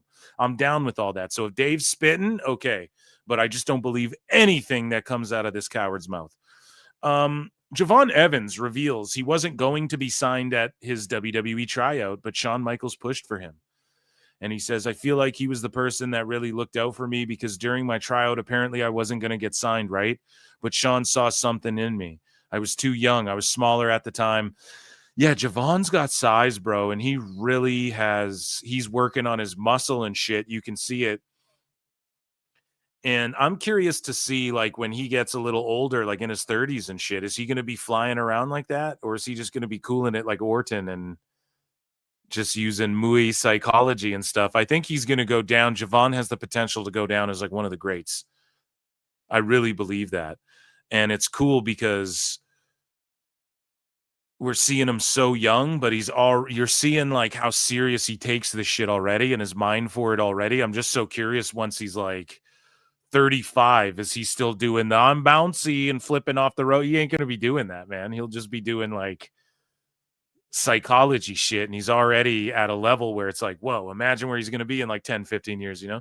Anyways, he says, Shawn was like, no, just trust me. Everybody trusted him. And now he's like one of my go-to people. You know what I mean? You got to thank Shawn for sure. Yeah. And then having a Shawn Michaels in your fucking corner coaching a kid like this. I mean, you couldn't ask for a better pairing.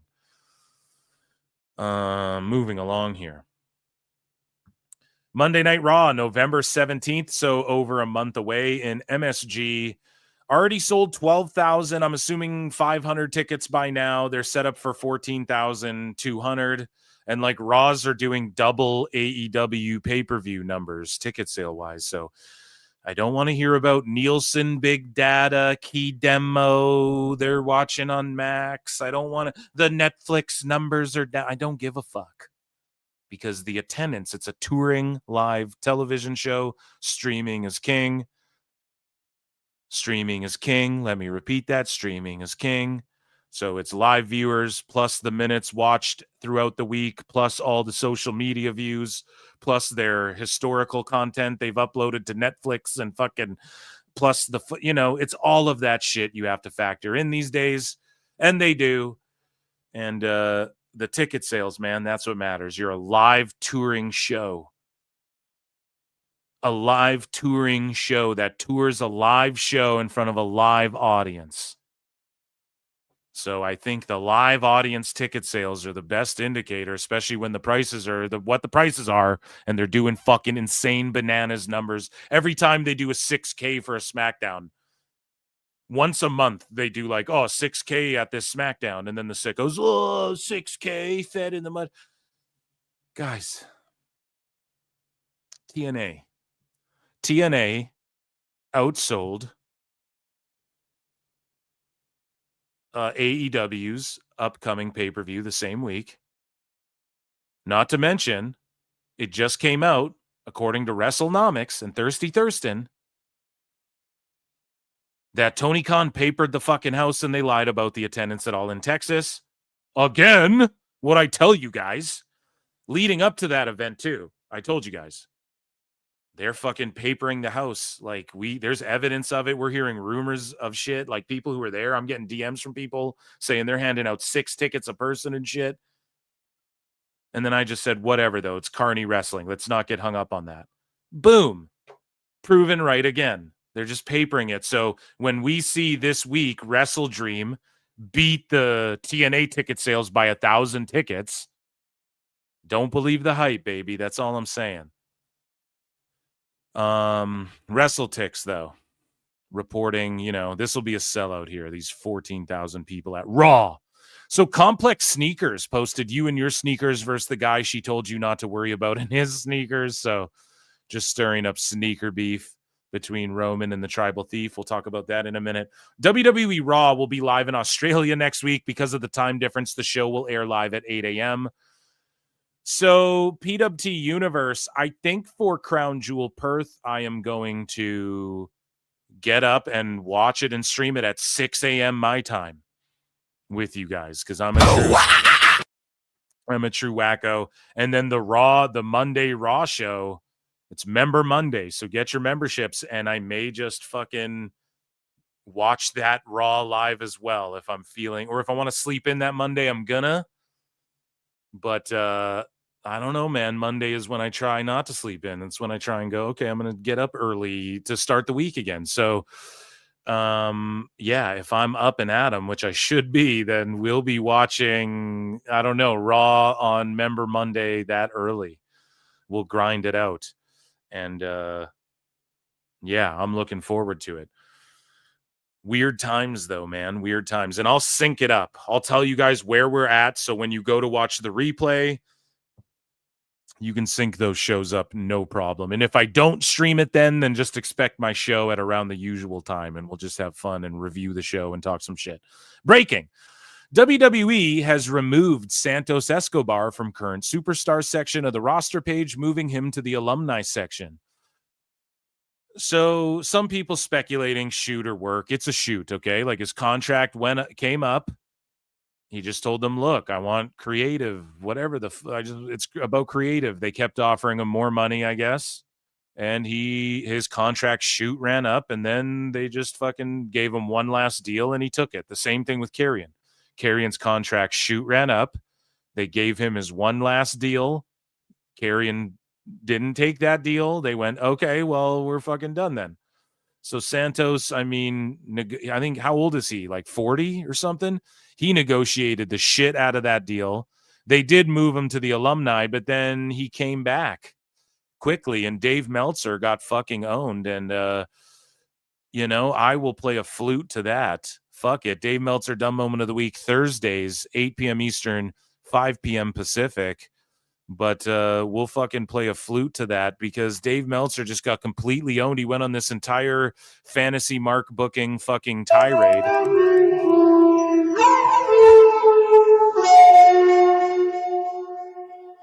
about how Santos Escobar is multiple sources said they've expected he's going to go to AEW for some time. And do you see how Dave tries to get people hired? So he shits on Andrade. Oh, I wouldn't assign him. Oh, Santos should go over there. And oh, yeah, when he was in Mexico, Brian Hechicero, Mystico. Right? He's just spurging out, sign Santos. Everyone believes in AEW he's going to show up there. Everyone in WWE believes he'll show up there. So they're just feeding you bad information, or you're just lying and making it up and trying to get people jobs and shit. And you're a fucking idiot. So Escobar re-signed with WWE after his contract expired. Totally normal thing to happen. PWI, Mike Johnson reports that just what I said. He fucking re-signed. There's nothing more that needs to be said. Dave's a fucking dumbass. Okay? That's really all there is to it. Oh my God, it's the greatest thing I've ever seen. We'll talk about that more tomorrow, but yeah, Santos Escobar just shocking the world and the world. But, well, I don't know, man. Maybe he'll be more of a player in the AAA scene. And, of course, Dave is going to spin it. He's going to try and say, like, well, he levied that. He's going to try and make it like AEW's offer was so good and they were so worried about AEW getting Santos and shit. That's what meanwhile, if he went to AEW, he would have said, well, they outbid WWE. Speaking of WWE, the Raw in Boston, Massachusetts, on November 10th, They're set up for 11,600 and their tickets distributed 9,600. Again, another fucking sellout. It will be by the time in a month. So Xavier Woods, speaking of signing contracts, Woods silently, well, I guess not so silently because it's out there, but like Jonah, Bronson Reed, Xavier Woods, a bunch of these guys are re-signing with WWE recently. And I guess according to Fightful, it's a multi-year extension and the deal came down to the wire and was actually only finalized in September. And these wrestlers have a lot more control when it comes to, like, Vince is out of the way. So if a guy like Xavier Woods is like, hey, man, I'm going to go do this TV show, or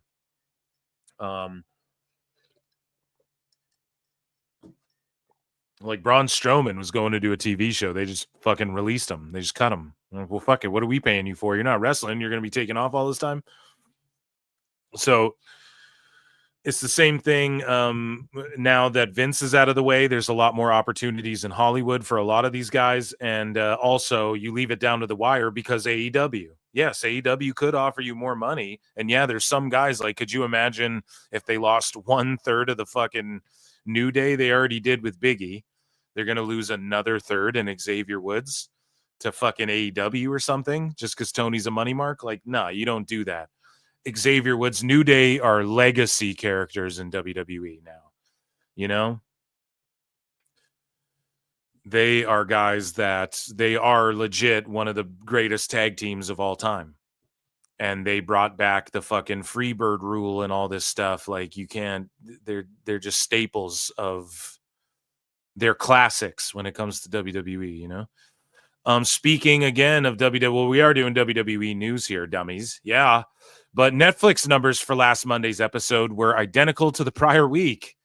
So what are we going to say? Go watch the last show, you know? Number 7 for the week in US, 8 globally, 2.3 million viewers, 4.5 million hours viewed even. Everything was the exact same as the week before.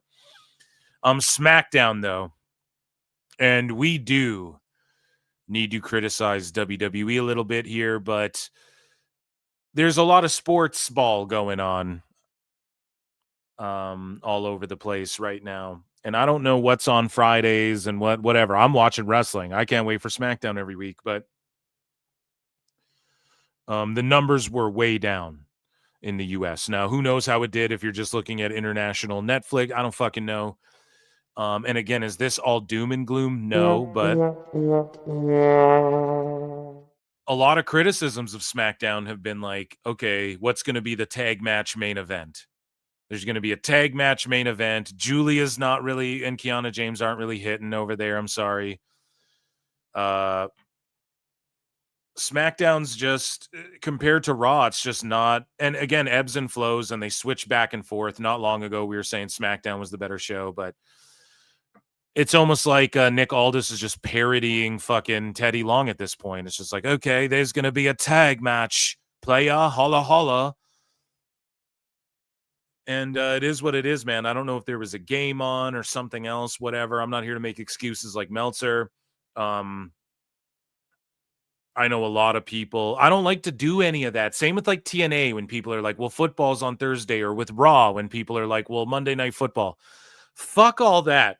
People are going to watch what they're going to watch, and millions of people watch fucking football. So just stay in your lane. You know, you can survive staying in your lane. It's going to affect you every fucking year. WWE's been doing it every year. Raw's been on fucking Mondays. They know. They used to get moved for fucking dog shows. You know, they know what they got to deal with every year. Everyone just deal with football or the basketball game or the fucking MLB playoffs or whatever the fuck. Oh, the opening season, fucking Pens, Rangers, whatever. You guys got to deal with it, and you just got to, it is what it is. So does this mean SmackDown's dead?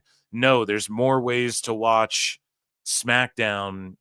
You can catch it. Like, the whole fucking point of all of everything going to streaming is you watch it when you want to. Okay? So whenever SmackDown does a bad number, you see fucking sickos and wackos come out of the woodwork and start going, oh, ratings matter all of a sudden. AEW is fucking, we called it. Everyone's called it. Collision is now doing Rampage numbers. Rampage got canceled. Collision's going to get canceled. Dynamite is now doing fucking Rampage numbers from 2 years ago or a year ago. Where does it end? Okay. SmackDown's not in that territory yet, although they scored its lowest 18-49 rating in show history for a first run episode, tied with an episode that aired on 28/22 on FS1 for last Friday's episode, which was the second week where the rating was scored using the Nielsen Big Data plus panel methodology. So now Dave is melting down. Well, you know, it's a disaster for wrestling because it exposes the truth. Look how I'm not saying it's a disaster, that it's more accurate in all of wrestling's not doing these inflated ass fucking numbers that you've been lying that AEW's doing. Oh, look, see? Got to take it on the chin, everybody. You can't tell me wrestling's not hot, though. You can't tell me WWE's not hot. I don't care if it does 1 million. Every show's selling out. Tickets are through the roof. Hollywood would never change their schedules around to accommodate wrestlers. Now they are. Fucking TMZ's covering wrestling. Fucking Ariel Helwani's show is half wrestling now. Fucking everybody's jumping on the pro wrestling train. You got fucking Drew Barrymore talking to Cyndi Lauper about wrestling on her show. You got fucking wrestling's in again. And WWE in particular. Okay? And all this does is show that Dave has just been way off on his numbers, and fucking AEW's doing way worse than everybody. Well, WWE is too. Not really, because Raw's on Netflix doing the identical fucking numbers. It's the exact same as last week. So it's just cable and network and all this linear fucking television. That shit's dead. It's dying. Cord cutting's real, all that shit. Dave Meltzer wants to be like, I called cord cutting. Every fucking buddy did ever. But Dave is such a dumbass that he's been, again, trying to make it out like if you factor in streaming and cable, they're beating Raw. Meanwhile, Dynamite is doing Collision numbers now. Like, how long is this shit going to be on the air? I think their last ditch effort is they're going to tack the third hour. And we're going to talk about this in a bit in AEW news. I think they're going to tack Collision on as a third hour to Dynamite every week. And then they're going to still call it Collision, though. And then they'll separate it, and Dave's going to go, oh, well, Collision, if you look at the last 4 quarters, it's doing its highest numbers since in the last few years, even though it's on a completely it'll be right after Dynamite. Because and then that way it doesn't tank the Dynamite rating. Because having Dynamite be a 3-hour show, it tanks the rating.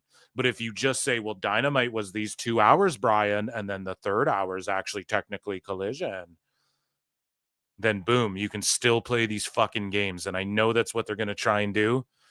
And we're seeing it. We've seen how many weeks now Tony Khan go 2.5, 2:45, and also for the last, I think, month now we've seen, or since September to remember, every show's been almost 3 hours long, if not a 3-hour event. And then next week they're doing 3 hours. So yeah, that'll be like a month straight of 3-hour shows. I'm telling you guys, I foresee this shit. Phil Stradamus over here. Okay. I predict these things. So anyways, though, Raw, SmackDown rather, tisk though. You are fucking up. Let's read these stats. 1.03. See, keeping the same energy. You're fucking up. Do a better show if we're going to talk cable. If you're going to be like SmackDown's not on streaming, it's fucking on, it's what's on USA. Go watch it on USA. Okay, you got to do better ratings. Was there a game on? I don't know. If they pull ratings like this every week, okay, we're in trouble. If this is just an anomaly, we're not in trouble. Down 17% from the prior week. And I don't say we're like Dave. I say we're when I talk about AEW as well. I say we're as a pro wrestling fan in general. This isn't me choose that fucking Dave does that. He lets the Freud, whenever he's talking about AEW, it's always we. And then whenever he's talking about WWE, it's them, they, them, right? So me, I play the we card all the fucking time. The numbers for last week were also using the new big blah, blah, blah. In addition to 18-49 rating being tied for the lowest show in history, the audience was the lowest for a first-run episode since 12/2/22. Illuminati. If you add 2 plus 2 plus 2, that's 6 plus 2, that's 3 6s, the devil, Illuminati. No, on FS1. Despite the record low rating, SmackDown still ranked number 4 in primetime on all of television. So there you go, in the 18 to 49 demo. And that's not a lie. AEW was number 2 behind Fox News. And then Fox News is like 4 shows. No, SmackDown was number 4, okay?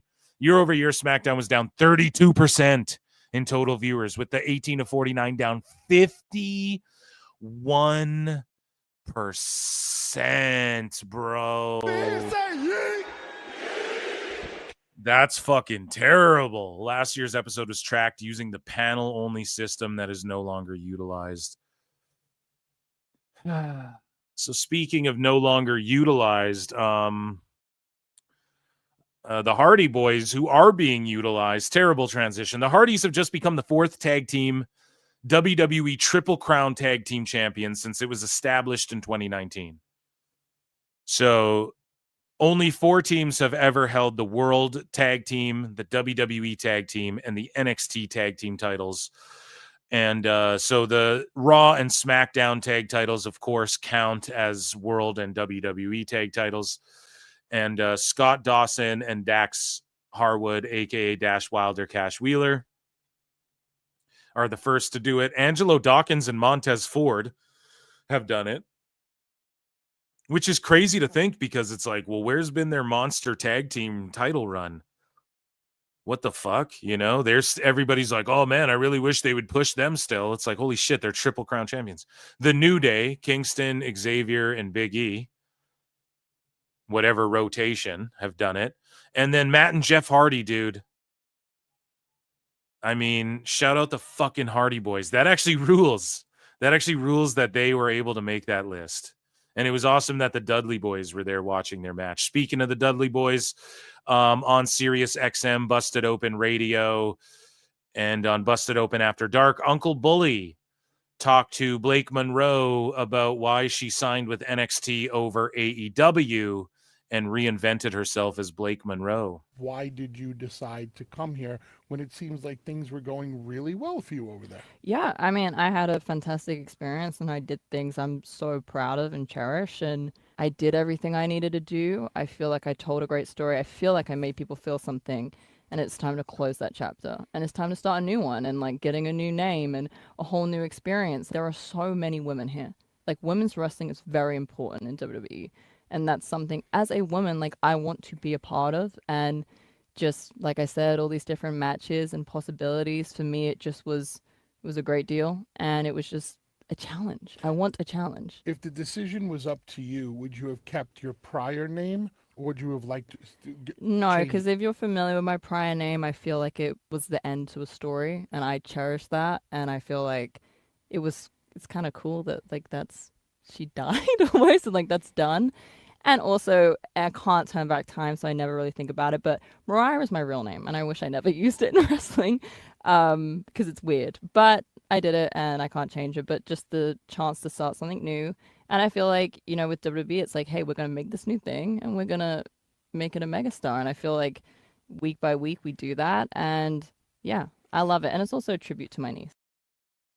Thank God she got the fuck out of AEW. Best guys, Tony Khan. Thank the Lord in heaven.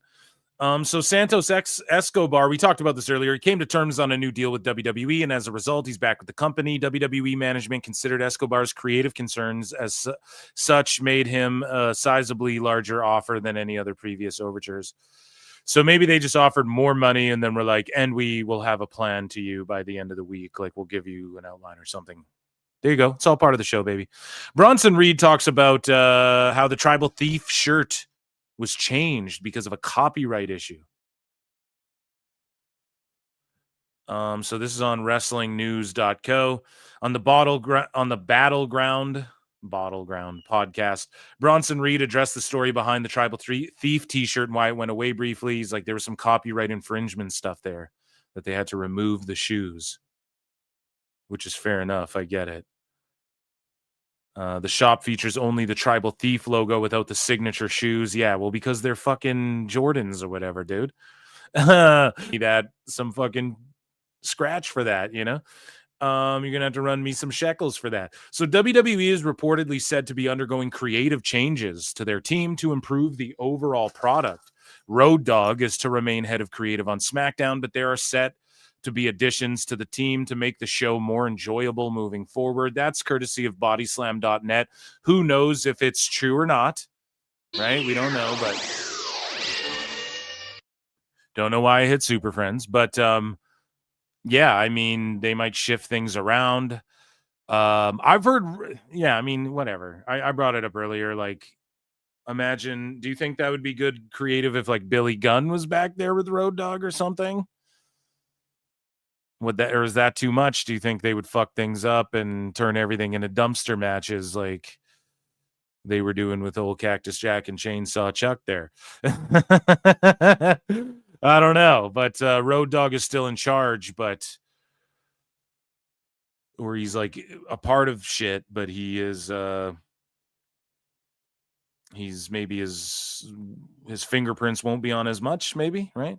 Especially with these lower ratings coming in, and it's like, hey, SmackDown, ramp it up here.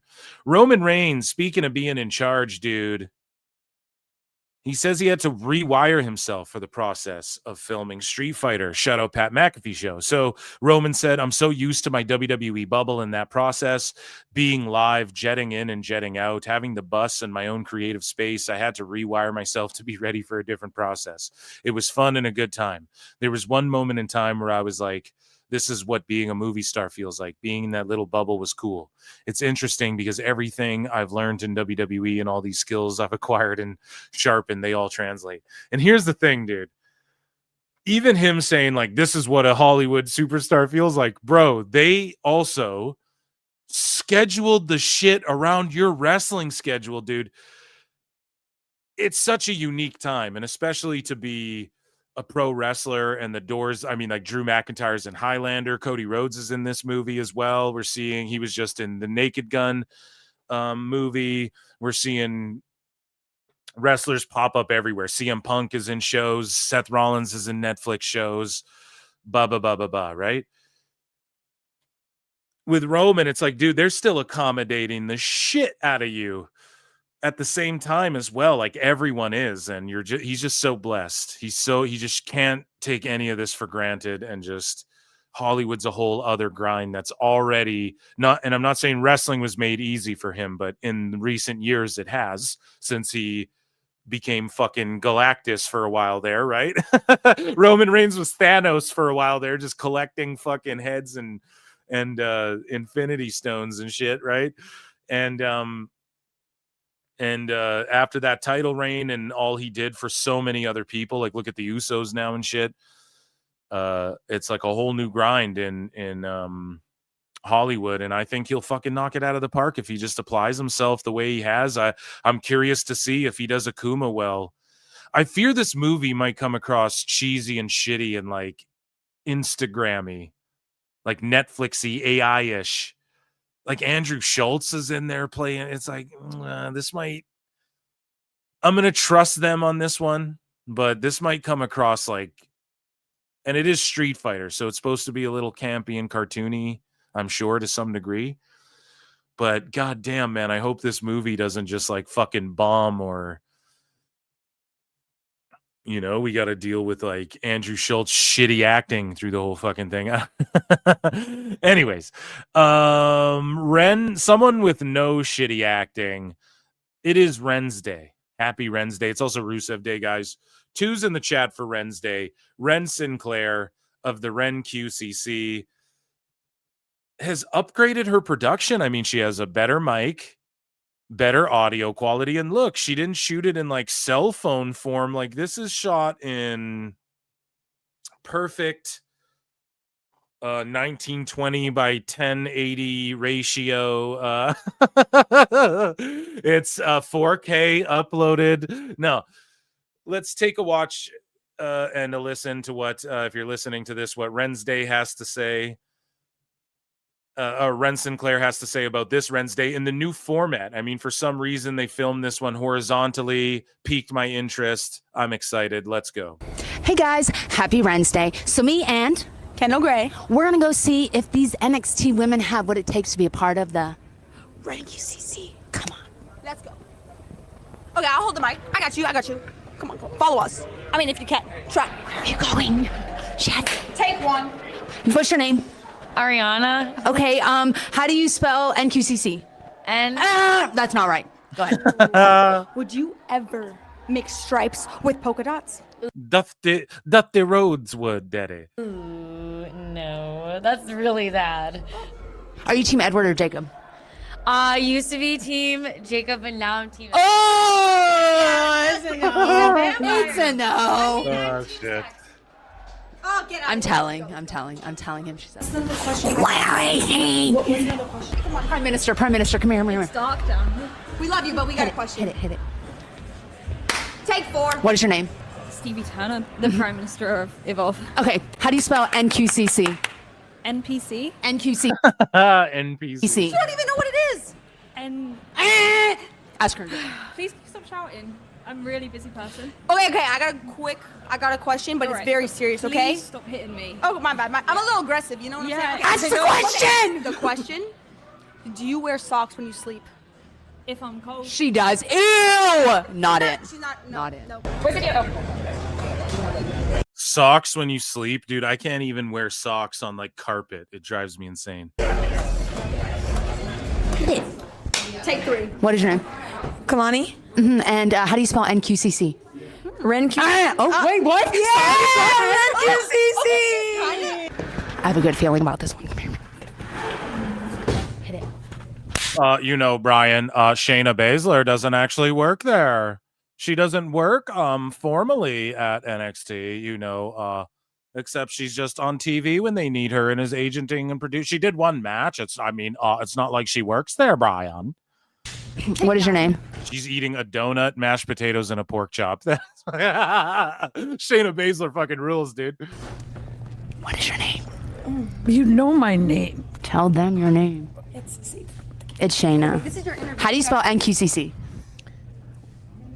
I don't. That's not how you spell it. No. Okay, ask her the hard-hitting one. This is a real hard question. Do you want to be a part of this group or not? Right now, okay, lock in for real. Would you make TikToks with us? Oh my God! Do not follow me on TikTok. No, what are you doing? You gotta answer the question. Shayna! We really need it. We need your clout. All right, well, I'll find you later. We can Call try me. this again. Let's try it again. All right, we'll try it again later. To be continued tomorrow. What? It's a 2-parter? God damn, son. Well, we'll have to check in with Ren tomorrow or just whenever on Saturday's live show. I guess we'll have a very special part 2 edition of Ren's Day. That, ladies and gentlemen, was Ren's Day and WWE.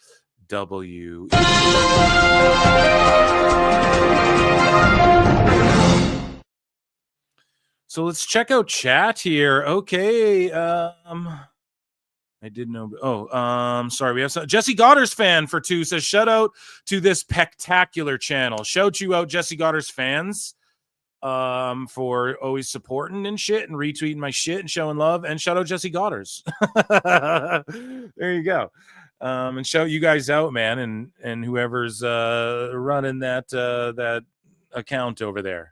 Always showing love. Yushin FX became a new member. Let's fucking go. Guys, you can super chat in if you support what I do. You can become a member. It's only 99 cents Canadian. Then you get access to my Member Monday shows. Yushin FX, thank you so much for your membership.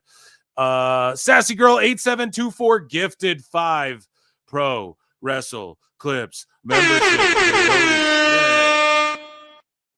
Amazing. Thank you so much for your contribution, Sassy Girl. I appreciate that so much. And shout out to people who got those memberships. Make sure you tune in Mondays where I do a members only show, and make sure you say what up to Sassy Girl when you come into the show on Member Monday. Okay. Appreciate you so much. And then Thomas Morford 2 says Philodramus. Oh, Philstradamus. Yeah. Philodramus. Yeah. There you go. You tried, Thomas. No, much love. Thank you for your support. You guys fucking rule. Okay. And I appreciate you very much. Remember when they made Shayna do that fake blood bite thing? 51 likes. Yeah, let's run those likes up. There's about we're almost at 300 people watching across X and YouTube. If you're on YouTube, even if you're hate watching, run the likes up. Come say what's up in the chat, and you can help the algorithm that way. I appreciate you all for being here for sure. Great turnouts every fucking show, man. I'm really this has been awesome, you know, and I really just appreciate everybody. Make sure you get in the Discord, hit like, all that good shit, hit subscribe. So Shayna Let Them Live, her TikTok is like 95% catering dishes. Fuck yeah, that's awesome. Iconics rehashed. Okay, let's scroll back down. Lincoln dropped the Discord. Shout out Lincoln Hawk. Make sure you get in the Discord. And there's the link there. It's somewhere in the description. And it's an extension of chat. If you guys like hanging out in chat, I really think we have a great fucking chat. And yeah, it's just more of that in Discord. And I just update Discord with like everything first, pretty much, you know?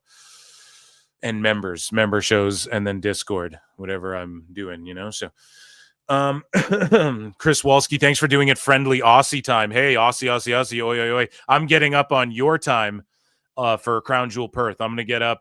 It starts at 6 a.m. my time, so I'm going to get up like 5:30. Throw a couple legs down my throat and off to the fucking races. Oh.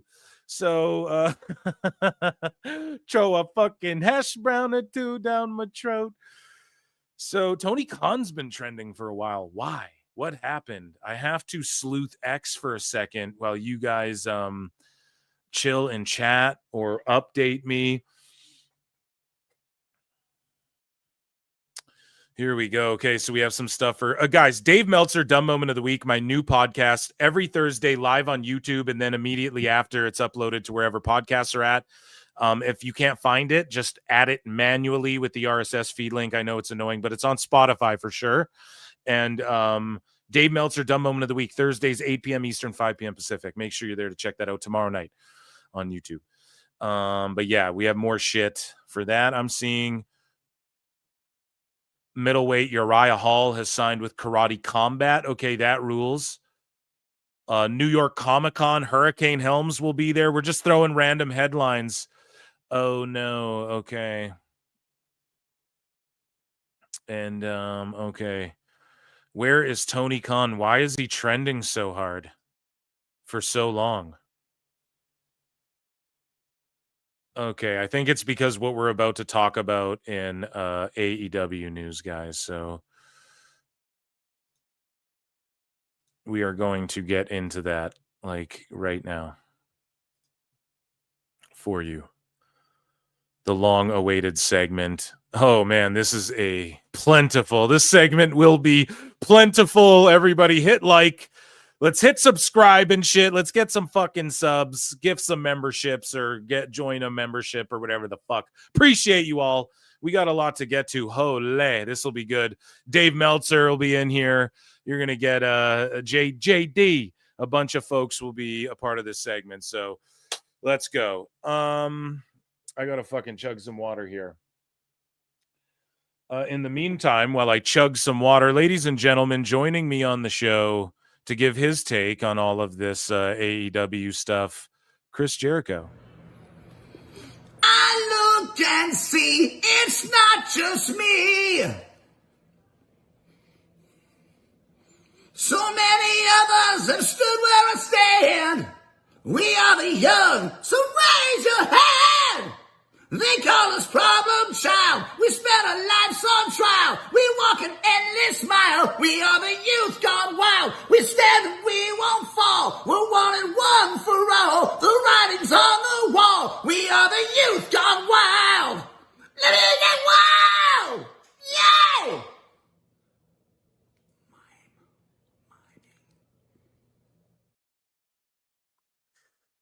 Okay, so everybody all together in the chat at the same time. It has to be at the exact same time, or we're doing it again. Everybody, Ichi Nissan for AEW news. Yeah. So we see here AEW Full Gear. Tickets are on sale. 6,265 tickets are sold. That's on November 22nd. So I think a stronger show than Wrestle Dream. Why? Because Tony Khan likes to go, oh, it's a great franchise. Every pay-per-view is a franchise. We do one every month. No, even the sickos, even the diehard AEW fans are showing you that they don't give a fuck about Wrestle Dream and all this bullshit. But like Full Gear's a staple, Double or Nothing, you know? Tony Khan should do 4 pay-per-views a year, one every 3 months. He should do one TV special, like a September to Remember or a November to Remember, whatever the fuck he wants to do, one every month. But it's like just on Dynamite or whatever. And it's just Dynamite, but a fucking 3-hour show called September to Remember, whatever the fuck, and then reduce. And then he should run like indie shows that just go on YouTube and shit. I keep pitching great ideas. This motherfucker doesn't want to listen, but it is what it is. I'll still date you, Tony. You're still a cutie. So AEW stars joined the Jaguars on the sidelines for tonight's game against the Chiefs to help kick off homecoming week. And let's take a look here at Harley Cameron. They have her out there doing everything. Yes, guys, it is I, Harley Cameron, and guess where I am? I'm at Autobar. Just kidding. I'm at the Jags game. Jacksonville Jaguars versus the Chiefs tonight. I've got my jersey on, as you can see. And the Jaguars are kicking ass, I'm hearing, and people are like, I wonder if Tony Khan's going to fall off of like AEW duties and be more focused in the Jags because they're victorious and shit. So far, how many games have they won? What's their record? How is their preseason? Chat me up, chat. Here, everybody's feeling the run, and what a better way to start off the week. We've got a huge week this week. We're at Daly's Place Tuesday and Wednesday, and tonight we're about to take it home here. Jacksonville Jaguars, go team! Ooh! Jaguars. I know, it's a Jaguar. A dingo and a Jaguar. She's just cute as a button. Fuck's sakes.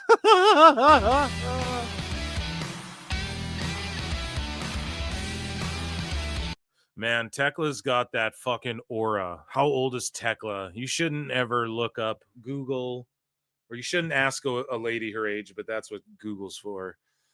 Tekla age.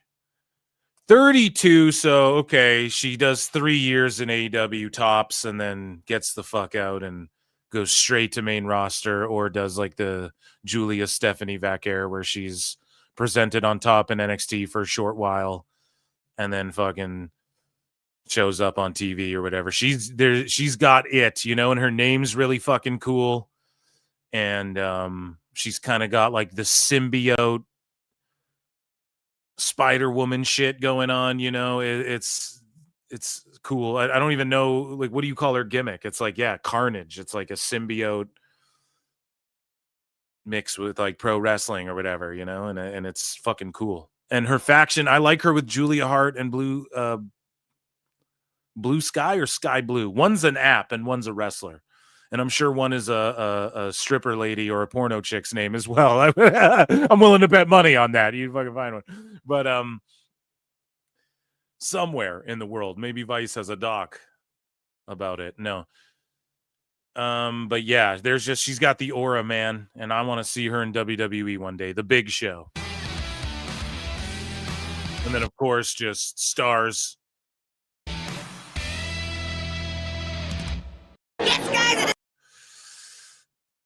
Yeah, I'm here for it. And if the Jags are doing good. And if Tony Khan is hands off of AEW more and doing more Jaguar stuff, maybe that's a good thing too. Maybe that's a good thing for AEW. So Bandito revealed he legit dislocated his shoulder during his match with Hechicero last night in CMLL before promising a third match with him soon. He says, my apologies to all. This guy just gets fucking hurt, man. My apologies to all the CMLL fans. My shoulder popped out and went back in place. Thank you, Hechicero, for being a gentleman. We owe a third to our Mexican fans. Yeah, you know, he did a crazy style for a long time. He's been doing a crazy style for a long time. Because not only does he do high impact, high risk, like flipping moves and shit, but he will also do like the deadlift Germans and the fucking power up. Like he does Claudio shit, you know? or like for his stature, maybe not as impressive as Claudio, but for his stature, like he'll just power guys up and hoist them up and fucking flip them around. And especially in Ring of Honor, like I think he was one-hand gorilla pressing dudes and shit. Bandito's that guy, but fuck, man, you're just like beating up your body and you got shoulders dislocating, getting KO'd, getting rocked, landing on your fucking head. I just hope he takes it easy, man. That's all, because he is a really cool gimmick, and WWE did want him at one point real bad, and or at least that's the rumors at the time, and I fucking love Bandito. Do I like him in Brodito? I think Brody King's really cool. I do like Brody King. Like, again, political shit aside, you guys know I put that aside. Like, I don't give a fuck. Doesn't make me like you, whether we align or hate you any more or less or whatever, right? But just like, I just know Brody King as a wrestler I watch on TV. I don't like people preaching their politics on TV and shit. I'm not going to lie, but I don't give Punk hate for doing it. I'm not going to give Brody King hate for doing it. I'm not going to give fucking Paul Heyman brings up Ben Shapiro or whatever on Raw. I'm not going to let that shit trigger me, right? You have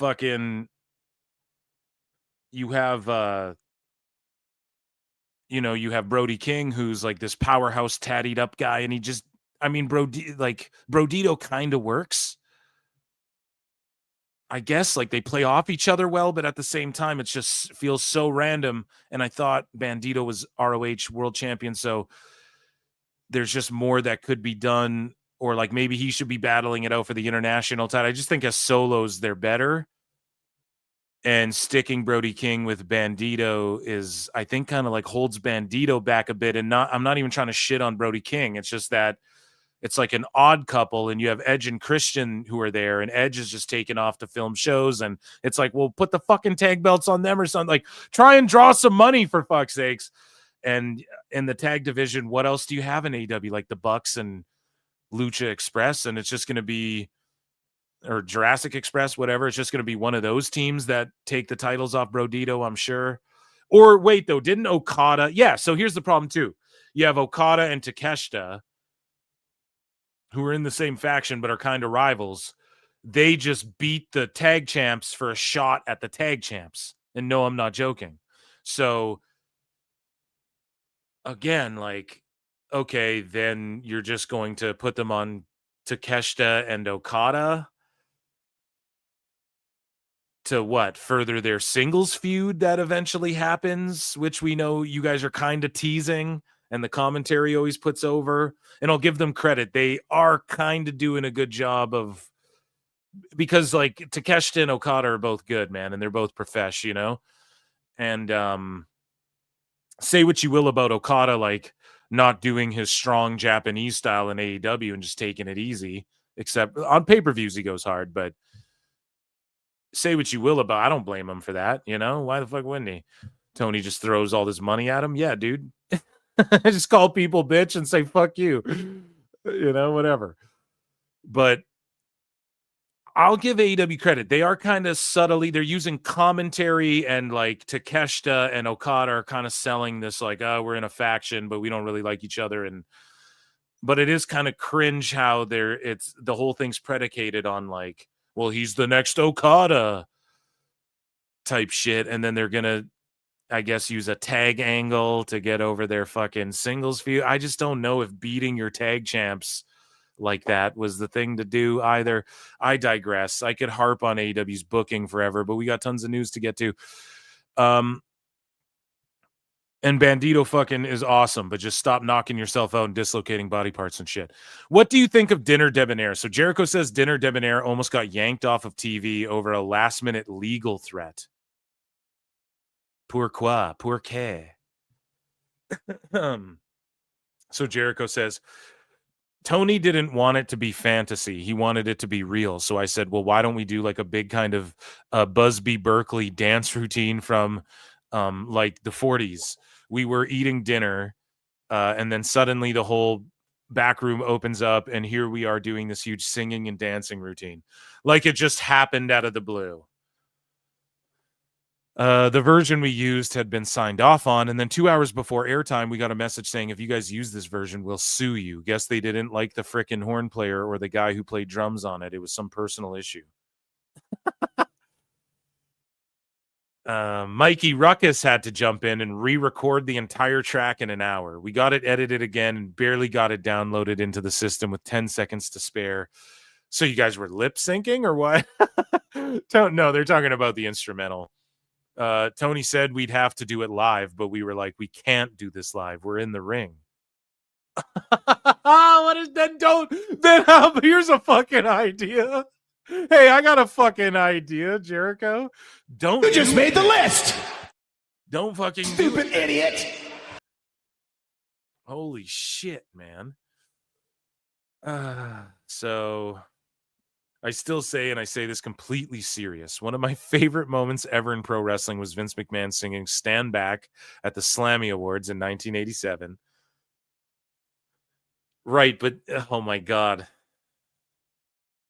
And here's the thing. This is why the Dinner Debonair didn't bug me too much, because we were in an era where everyone was getting funky with the cinematic stuff, so I gave it a fucking pass, honestly. But it was just so fucking cheesy and bad. But Dinner Debonair was the next generation version of something like that. You probably won't see something like that again, because no one would ever want to take that kind of risk now. But in the pandemic, there were really no rules, so we could just try stuff. It's like saying that fucking... And here's the thing, that Vince thing wasn't so great either. I mean, it is in hindsight. Or if you like grew up a WWF Ubermark fan, which you know Jericho did, being from New York and like Winnipeg and shit. But yeah, it's like comparing a fucking this Papa Roach song was like which band came for? I was going to butcher the analogy. This Papa Roach song was like that version of that Nickelback song or whatever. Just name two shitty bands. It's like, well, were either of them good though? Was the original thing you're fucking referring to even good that Vince did? I don't know. Maybe in like hindsight, it's like the Freddy Krueger movies. I'm rewatching all the Nightmare on Elm's. Like, they're overall shit. Let's be honest. Everyone's like, oh, the third one's the best. Yeah, it's pretty shitty though, realistically, when you break it down. But it's like good because it's campy, it's like culty, it's iconic, you know? But overall, it's like, damn, the Halloweens were way better. Even a lot of the Friday the 13th were way better than these Freddys, you know? But either way, you look back on them fondly. So maybe you look back on that SummerSlam thing fondly, but I don't know if that's like a thing you want to try and replicate. Dynamite, November 19th in Boston, Mass. 1,800 tickets distributed. They're set up for 2,500. So again, people will say, this is in bad faith. You're just an e-drone just because I'm reading numbers and saying, well, that's kind of shitty, but I just did it for WWE. And I shit on the SmackDown ratings, but I talked about how their attendances are through the fucking roof, which matters way more for a live touring show. Speaking of touring, Booker T's been on SmackDown. He's been doing commentary on NXT. TNA's been sliding through, and he had this to say about Jade Cargill. He said that she never had a the best guys, Tony Khan. She never had a memorable match in AEW. And this comes off the back of Booker T saying that Jade is coming off the back of a fucking AEW run, which people jump down his throat for that. And it just wasn't that memorable. And she hasn't been in WWE that long. And I know people want to say like, well, she's been there for a long time. It hasn't been that long. And she hasn't done anything that memorable. Like, yes, Bianca and her tag title win was cool, but I don't know if it was like that memorable. I mean, I guess it kind of was, but Jade has a lot more in her to give on her own merit and not like being under the wing of Bianca. And Booker T's calling NXT. He's not there on Raw and SmackDown every week, so he's just calling it like he sees it. And people are just looking to jump on Booker T all the time, and it might be because they think he gives ass takes, and maybe he does. Maybe he does. Maybe that is an ass take to say she just came from AEW or whatever the fuck, but I mean, how far has she really come since being in AEW? But yeah, he says she never had a memorable match in AEW. I'm trying to think of one. The Shaquille O'Neal one is memorable, but only because Shaq got shoot mad at Tony Khan for that. The best guy's Tony Khan. Wrestling's not fake. He did get shoot mad over that whole fucking going through the table and all that shit. And I don't know. I guess that match was memorable because it was her debut. The moment with Brand, but again, how much of that is because it was Shaq and Cody Rhodes and Brandy Rhodes falling out before the match, and then everybody saying, "Okay, what can this Red Velvet do?" And then, you of course had the Brandy Rhodes Jade Cargill moment. But otherwise, I'm trying to think, like, honestly, and this isn't a joke. This isn't me just fucking blowing Ren Sinclair, because I'm a huge fan of Ren Sinclair, FKA Maddie Renkowski. But Maddie Renkowski did some memorable shit, in my opinion, just being like a sicko watching AEW at that time. It was during the pandemic and shit. And Renkowski was super. I felt like her gear was really memorable, and she had really long hair at the time that like went down to her fucking ankles, I want to say. And she would wrestle like job matches, and she kind of aligned with Jade, and then Jade squashed her and shit. That was cool. I always like that. And I like the baddie section, but I'm trying to think of like a match where it's like, whoa, Jade, that was real memorable. I don't know if there was any other than the Shaq one, which was her debut. So I guess that is one. And Booker didn't see it. He probably just didn't watch any of it. So that's his opinion, Andrade goes off on Dave Meltzer. So guys, Dave Meltzer, Dumb Moment of the Week, goes down every Thursday live on the YouTube channel. It's my new podcast. And 8 p.m. Eastern, 5 p.m. Pacific, and also wherever podcasts are at. We're going to talk about this more in depth and make fun of Dave for it during the show tomorrow. But Andrade had this to say, calling out Dave Meltzer, man. And he says, Dave Meltzer, you talk too much. You talk too much. Homeboy, you never shut up. You talk too much shit without proof. And sir, I'll only tell you one thing. When my contract with AEW ended, I personally went man to man to thank Mr. Khan. To thank the best guy, Tony Khan. The best guy's Tony Khan. Tony Khan, for the opportunity to be in AEW. And that's all I'll tell you. If I wanted to talk more, I would show you that you're wrong about many things, but you keep killing the business. Yo le deseo le mejor. I don't know what I just said, and I apologize if I offended anybody on Espanol, on Duolingo.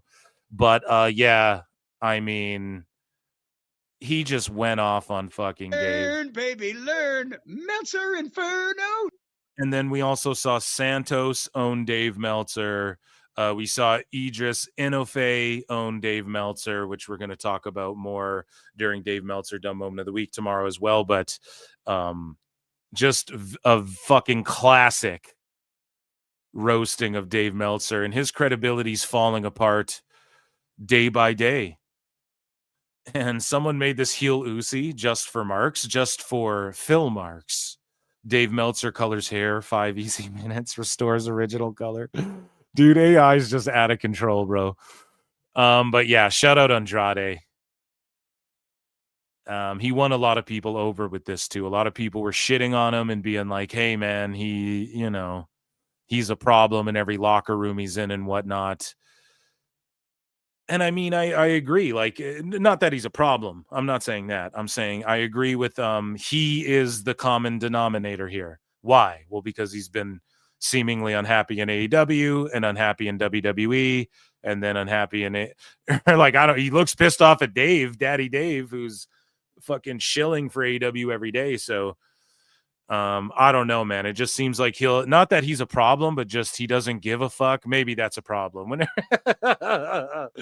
Listen, man, he's a great performer and he'll smack a motherfucker. What can you say about it, right? Shout out Andrade El Idolo. Moving along here. So Tony Khan was asked who are AEW's equivalents to DC's Trinity. And he goes, John Moxley is Batman. Tony Storm is Wonder Woman. Hangman Adam Page is Superman. He also threw in MJF as Lex Luthor. And I don't know if I bookmarked my fucking response, dude. I quote tweeted it with oh man, just basically the jobbers of the DC universe. Okay, go subscribe to my other channel, Phil Marks Out. But yeah, I basically just the fucking wrecking crew of DC. I think that's more the equivalent. So one source in AEW said that Tony Khan is well aware of the Nielsen TV ratings measurement changes, how they work. And again, this is from Fightful. And Fightful, I think, said that WWE said TNA was aware of the fucking Nielsen, and then Carlos Silva told them we haven't been made aware of any of that. That was never brought up to us. So again, this one with a grain of salt. Tony Khan is well aware of the Nielsen TV ratings measurement changes, how they work, and is adept at what they mean specifically. With AEW numbers, Max streaming is not reported for Collision and Dynamite, and the actual viewership emerging from those is kept very quiet. Listen, the people who need to know, and they're just not popping the way Dave says. And it's unfortunate. Hikaru Shida's new deal with AEW is multi-year in length. And it's like they're not using her. What the fuck? Maybe she's cool just chilling and wearing red. I think she holds like a world record or something for wearing red. Or is trying to break one or something. I'm not joking either. Look that up. Hikaru Shida red, like she wears red every day, or like she used to. It's something. There's like a name for it. It feels like, so Tony Khan had this to say. It feels like a pay-per-view week here in Jacksonville, and they filmed Homecoming. Or no, that's on Saturday, right? And we can take a look here. Ibushi versus Josh Alexander, a mixed trios match. So now playing catch-up to WWE. Eddie Kingston versus the Beast Mortis. Caster and Bowens. And again, Kingston will just be on Collision as long as Andrade is over on Dynamite. Caster and Bowens against Big Bill and Brian Keith, because I guess that's a team still. Ty J's in action. And then you have a trios match, the Triangle of Madness against Statlander, Storm, and Harley Cameron. Fucking brutal, man. Tony's a brutally bad booker. How's that for an alliteration? Dynamite, October 29th. They're set up for 3,600 people. They've sold 1,360 You tickets. what? Fuck, man. Fuck, dude, that's coming up. It's like 3 weeks away, man.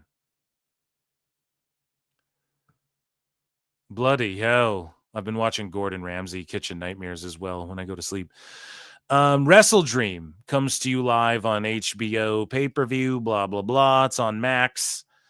And Hangman Adam Page is taking on Joe because they need Joe to try and boost a fucking rating and do an attendance for them. Statlander versus Storm in a title rematch. Stat will defend it, man. Either way it goes, it's just they did this one too quick. If you're going to shock everyone and take the belt off Storm and put it on Stat, don't fucking have Stat just beat Storm again or lose already. And then you have Moxley versus Darby in an I Quit match. And it's like, I'm about to quit AEW. Stupid idiot. I'm about to quit watching this fucking show.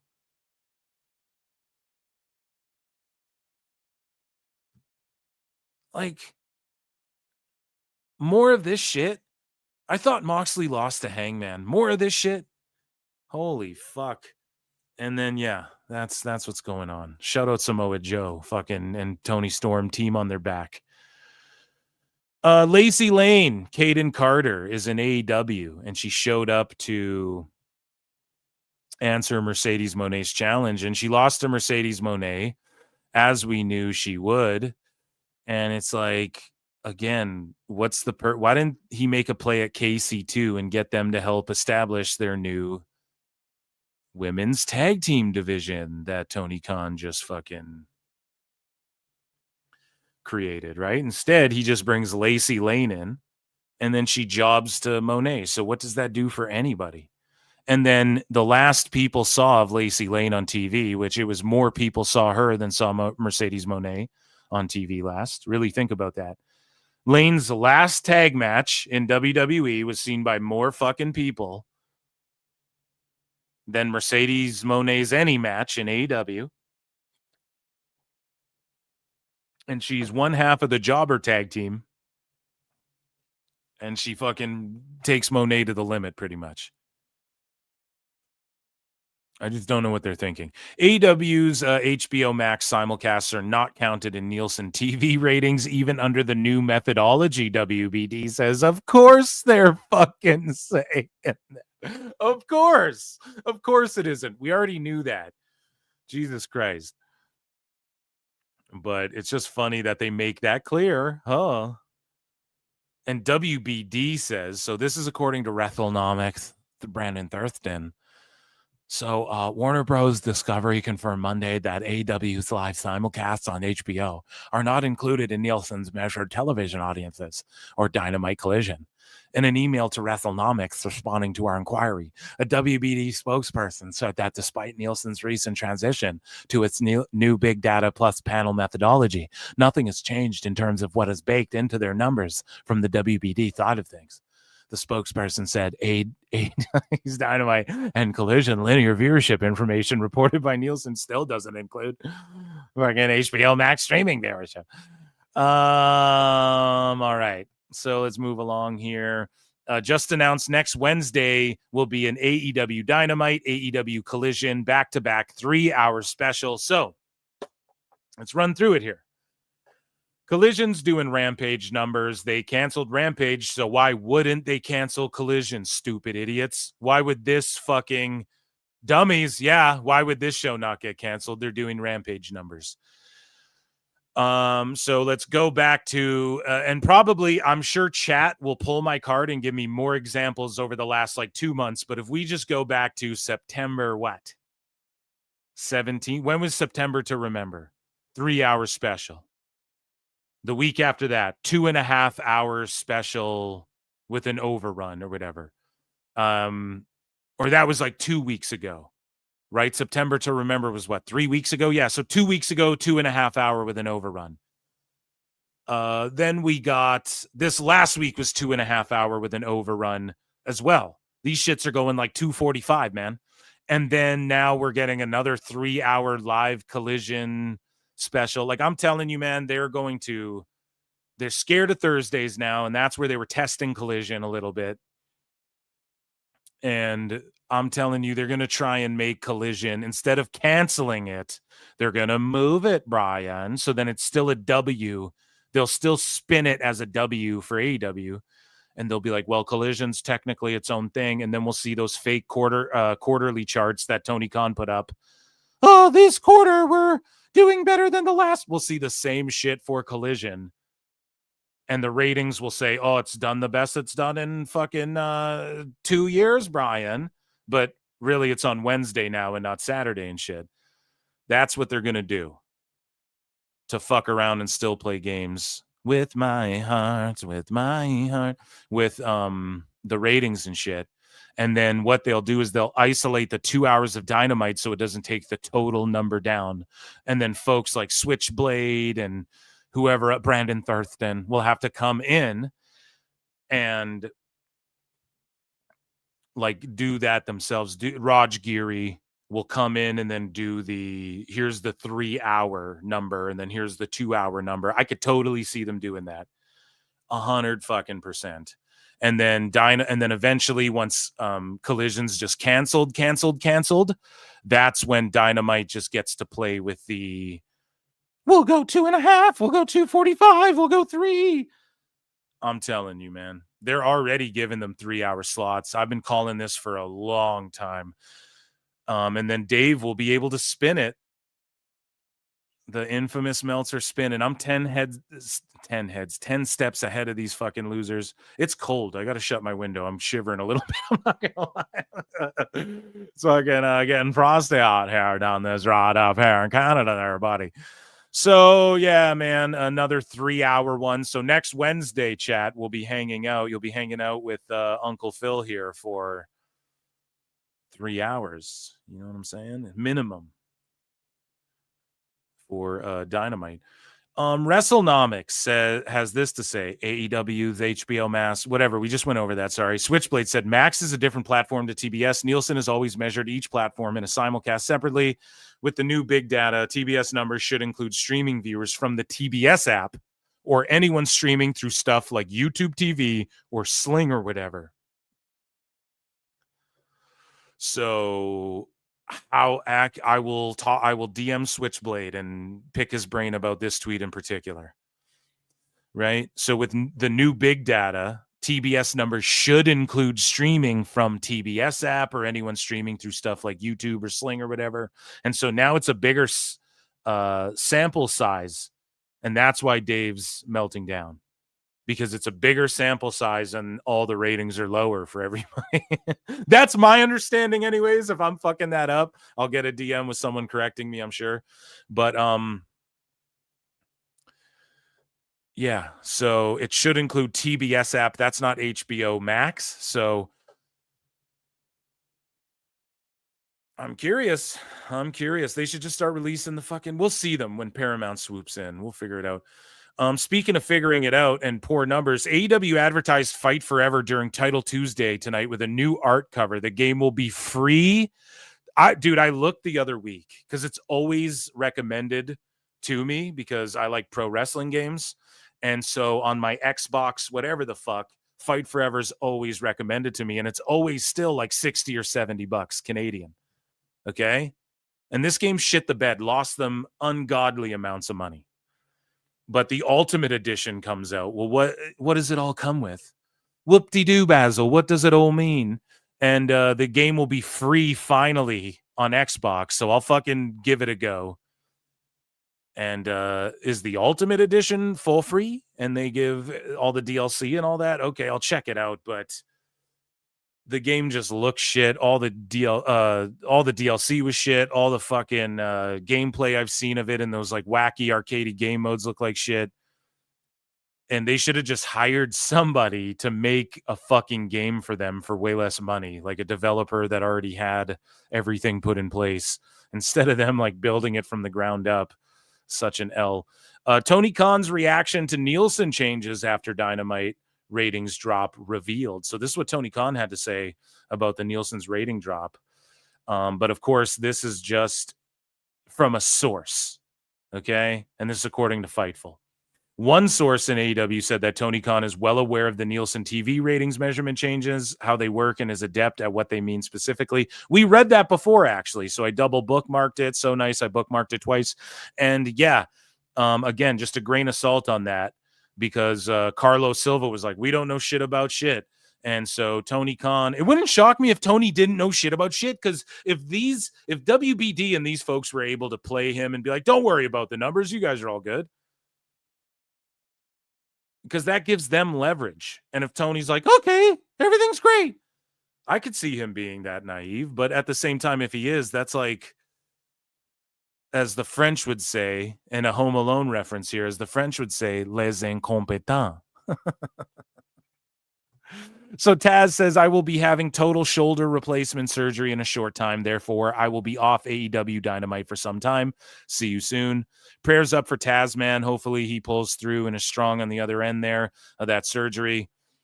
So Dynamite, November 5th, 1 month away. Set up for 1,350 people. Now, how many? They're in the Bayou Music Center, Born on the Bayou in Houston, Texas. How many people does this thing seat? Like, what's the capacity Total number of seats on map. So 1348. Okay, then good luck. They almost sold this little fucking theater out or whatever with 1,300 people, if I'm not mistaken on what the capacity is here. So good for them for running a smaller venue. But yeah, Jesus Christ. We were just looking at Raws that are doing 12,000 and shit. SmackDowns that are doing fucking 11,000 and shit. Oh, but the rating was 1 million after the new data comes out and shows fucking Cable's dead and Dave Meltzer's lying about everything and inflating numbers and deflating numbers and shit. Oh my God. SmackDown's doomed. I don't think so, man. I'd be more worried about the live touring show where fucking 90% of their audience is, according to people, is fucking invisible and they're selling 1,000 tickets wherever they go. I'd be more worried about that. So speaking of worried, Hangman Adam Page, notice he ain't tweet no shit about ice. Notice you don't see Brody King with no ice. Notice that we saw like 1,500 fucking ads for ice on NXT and Dynamite. Again, politics or how you feel about ice or government workers who are employed to do shit, or government agencies that purchase ad space on whatever fucking programming. Regardless of what you feel about all that, I knew this shit was going to blow up in Hangman's face. And he looks fucking stupid, and he ain't tweeting out, "This is wrong. Boycott HBO." Imagine you're world fucking champion, lucky to even be on TV, going, "Boycott this channel because a government, because Warner Bros. Fucking did an advertising deal with ICE, with a government agency or some shit." And again, voice your displeasure. Everyone, go and voice your displeasure. No, you're displeased. No one's displeased. No one, like, you know what I'm saying? Like, you're just like putting that on the AEW fans, and none of them went and did that. And then the ads got ramped up, and there was a sign that said "Ice fears Hangman." That was at Dynamite. And guess what? Oh man, the Fed confiscates signs, blah, blah, blah. Tony Khan does the same shit. Ice fears Hangman, and security ripped that shit down. Why? They were directed to pull down any references to ice, and Hangman got a talking to, or a text, or maybe even a FaceTime, but a phone call saying, "Hey, don't fucking do that again."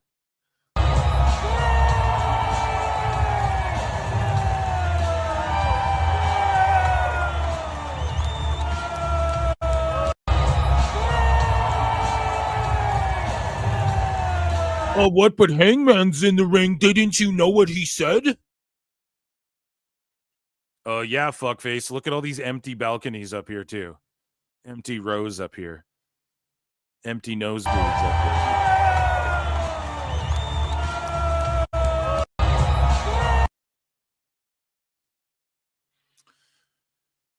It's just funny to see all, like, the Fed, they control, they rip down signs, can you believe? And then AEW does the same shit. Vince McMahon, he spread so thin, the creative shit, can you believe? Tony Khan does the same thing. It's just so funny to see time and time again, man. All of this shit blow up in people's faces.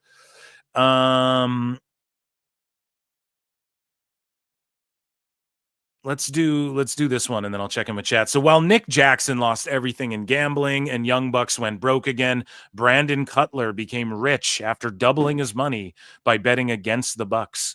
Cutler then paid the bill for everybody's food later in the night. LMAO, Drain Bamager. This is so funny. Look at you, big baller. What? Oh. What the heck? Oh, you liking that, Matt? I What's thought you up would with like this, these huh? these little pearls. You see How that? in the world could you afford nice pearls like that? I mean, I took that hefty advance that Nick paid me, and I went and gambled it. But Like, think about this, man. This dude here, Brandon Cutler, is doing a pro wrestling gimmick. He's not even a fucking pro wrestler. Like, where's he been booked? Maybe he's working indies, but like, he's not even on their TV show. He's just on Being the Elite, this shitty fucking hacky YouTube show that died, and he's just here wearing a pearl necklace because, get it, guys? A pearl necklace. I chew my gum at a, right? Like, what the fuck are you doing? We get it. Sex jokes. You know? And your boy Cutler here is like doing a wrestling gimmick, but it's not really a gimmick because he's making more money than he ever has in his fucking life working in AEW because he's friends with the Bucks and shit. So he's got, his eyebrows are done and his beard's dyed and all fucking manscaped and everything, and he's wearing pearls, and he's like, I'm a baller for these YouTube shorts. Like, what? I didn't do slots. I know you love slots. I What went did to you do then? I went to AEW Classic sponsor DraftKings. Oh, come on. And I put all that money down, and I bet against you guys at the pay-per-view. I mean, yeah, I you did. kidding me? You bet against us, you prick? There's one thing I learned from being around you guys for so many years is that you always lose at the pay-per-views. Oh, you ass. You could bank on that, and I did, and it paid off. All right, I take your freaking All right, all right. I'll give you all a right. pearl necklace for shoot. Oh boy. I'll give you a pearl necklace for a shoot. Gay. That's actually pretty funny, though. I won't lie. That's actually pretty funny.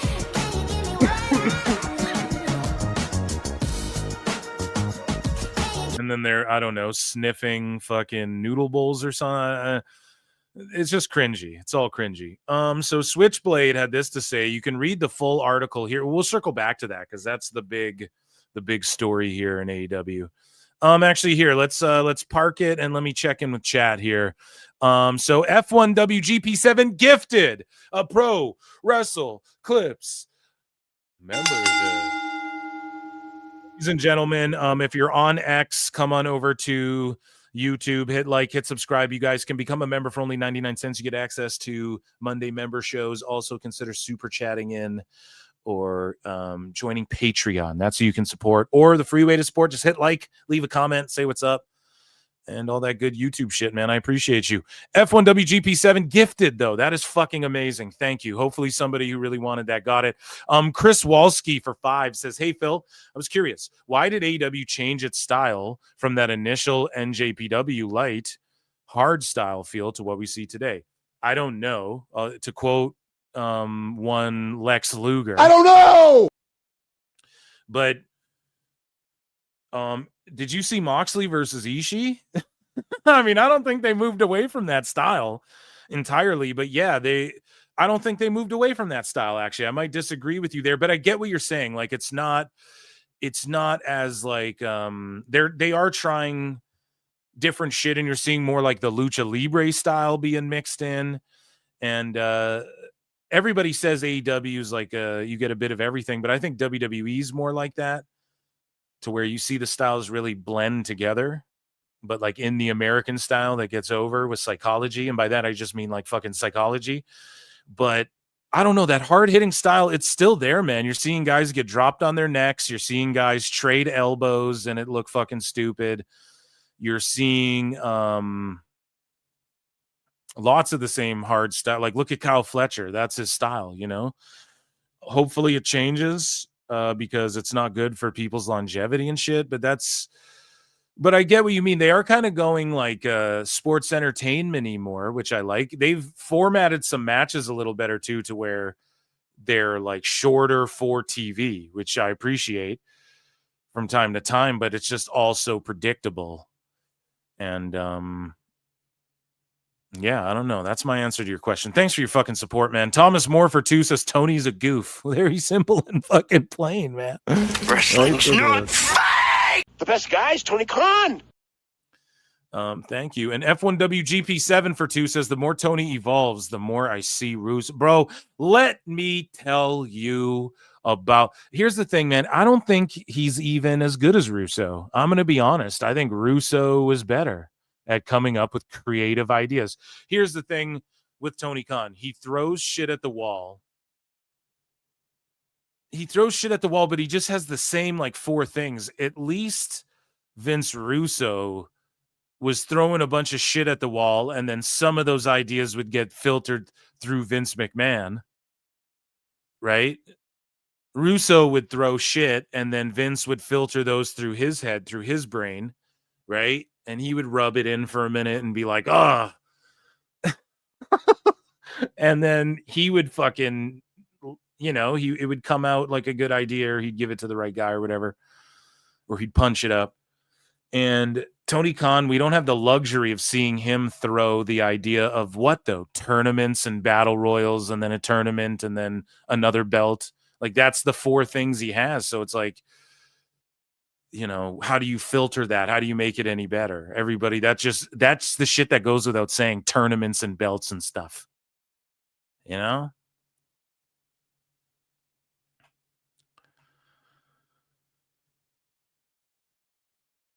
Okay, so let's get back into wrestling is the most important thing in my life. You're gonna kill me over wrestling. The best story AEW ever told was Hangman getting the title.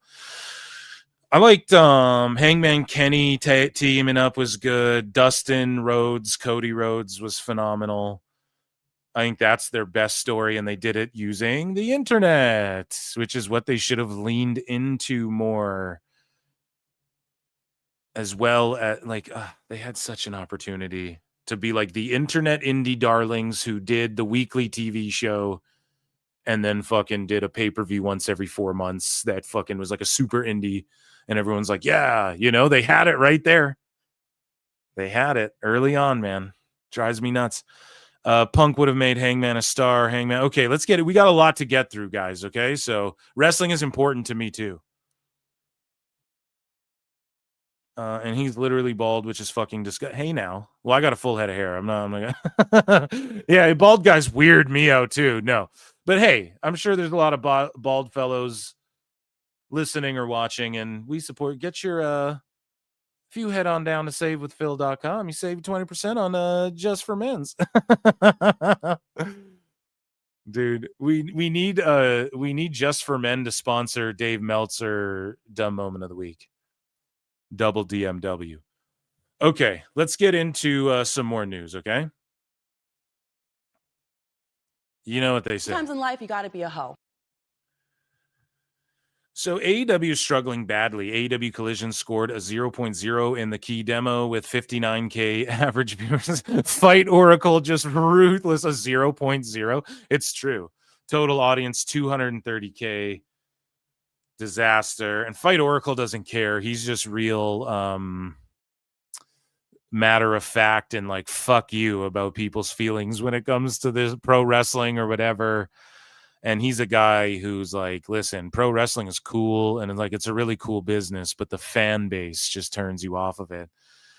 And yeah, he's pointing out a 0.0. So here we have the 2.5 hours this week's Dynamite. We already watched that. Thank you for tagging me in that. AEW Collision on Saturday did a 0.03, so that's why it's a 0.0. Did a 0.03, guys. They're canceling the show. It's fucking gone. It's getting Rampage. This is Rampage. It's the show that y'all been waiting on.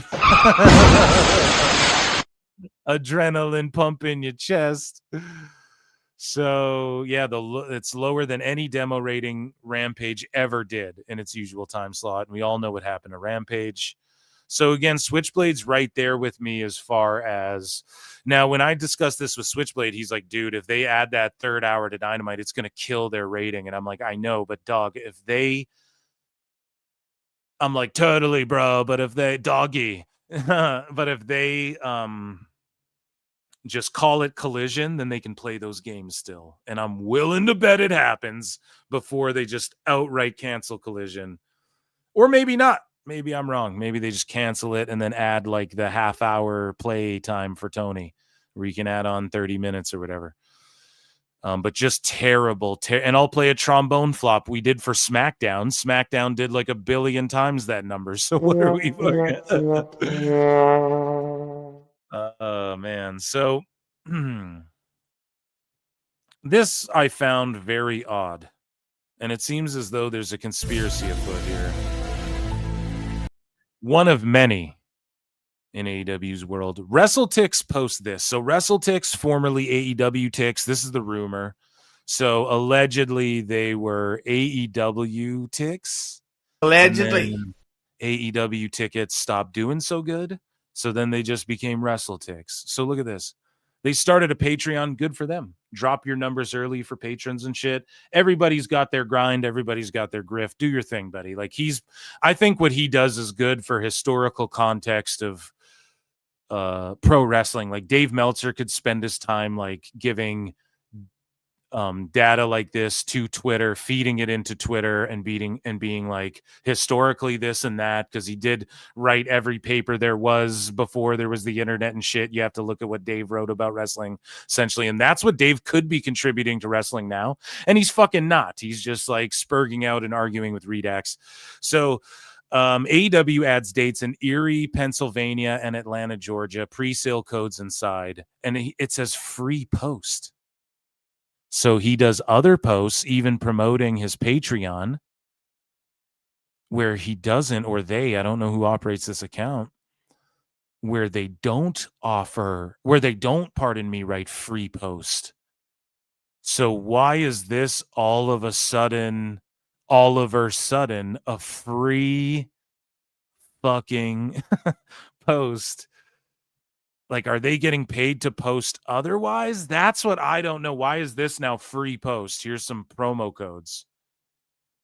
So do you get paid to post shit otherwise that we're not privy to that info? I don't know, but WrestleTix, come on now.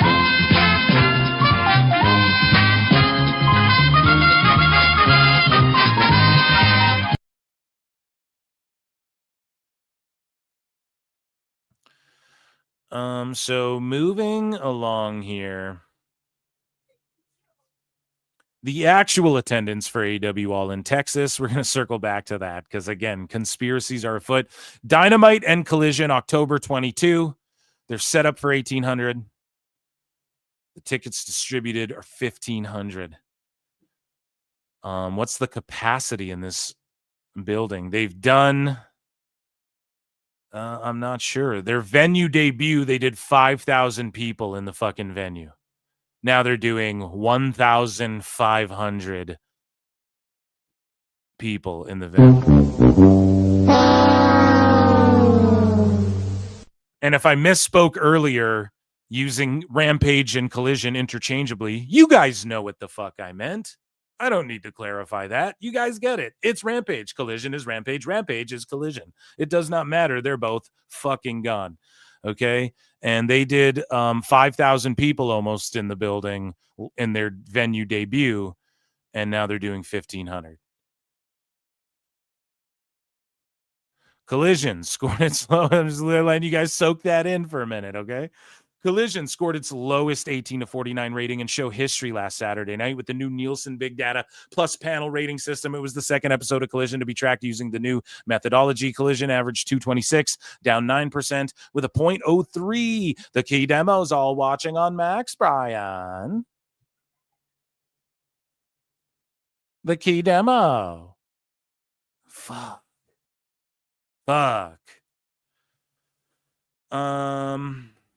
Let's see here. Down 40%. It should be noted that the numbers for last week were also using the new Big Data, blah, blah, blah, blah, blah. It doesn't include Max, blah, blah, blah. Doesn't matter. The show fucking sucked. Number 19 on TV. It's going away. Nah, nah, nah, nah, nah, nah, nah, nah. Hey, goodbye. So Killer Cross and Scarlett said it wouldn't be fair to Tony Khan for us to join AEW right now. And we read what they said earlier in miscellaneous news. They said pretty much wherever they sign next is going to be it. That's their home, and they're going to ride or die for that company. And they're like, the way we speak about WWE in the present wouldn't make sense for us to go to AEW, but I think we'll see them there one day. So Roosh says the time has come for LFI to get bigger. And of course, you know, Dave Meltzer, that's why he started Fantasy Mark booking about how fucking he thought Santos was gonna like join them or some shit. That's why he wrote all that shit and was talking about, oh, Santos, Brian. Everyone knows he's going to AEW.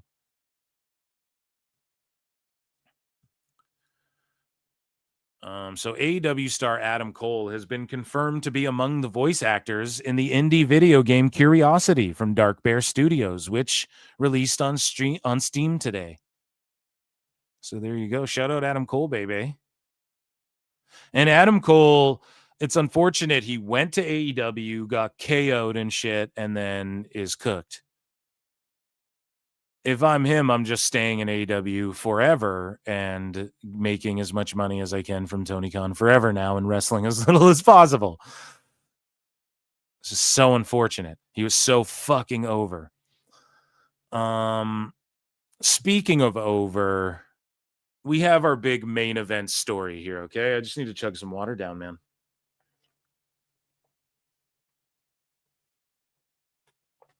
Excellent. So everybody hydrate. Don't be a bitch, dude. Put some liquids in your mouth. And let's get into the main AEW news. This is this is some shit right here. So it turns out Switchblade posted this. Well, all the way back on July 19th, he said, really happy for TNA, but they are completely papering this show. Speaking of Slammiversary. Now, whether that's true or not, I don't know. We saw physical evidence of comp tickets for All in Texas. We heard anecdotal stories, and just what the rumors were that they were just handing tickets out for that thing. It is what it is. My take on it is like, okay, if WWE inflated the 93,000, Brian, then good for them. But Meltzer still spurgs about it. Why doesn't he call AEW out for inflating the original all-in attendance, which we all know was inflated? It's carny wrestling. You guys are going to lie. Andre the Giant stands on a fucking phone book while he's being interviewed by Mean Gene Okerlund. I don't give a shit. It's all a work. It's entertainment. It's all good. That's part of it, right? Who gives a shit? Oh, they fudged the attendance. Who gives a fuck? And Dave doesn't actually care about that. He just cares that WWE does that. But when AEW does that, he doesn't give a fuck. And my take is like, who cares? It's carny wrestling. But at the same time, they did that. People call them out. Call them out. Keep the same energy. If we're going to still cry about 93,000 or whatever on TMZ's Hulk Hogan doc, Dave Meltzer, and that's why they cut your crusty face out of that shit. It's because you were just melting down talking about how Hogan didn't really sell the tickets he sold. And that's what you did on the news, too, on your fucking news appearance. And everyone's like, we're just here to mark out about Hulk Hogan. He's one of the greats. Like, why? You don't need to shit on him. So, again, if TNA papers their houses a little bit, 1,000 tickets here or there, I mean, okay. I don't blame any wrestling company, but everyone's got to keep the same energy. I haven't heard anybody calling TNA out for this other than Switchblade. Let's hear what he has to say.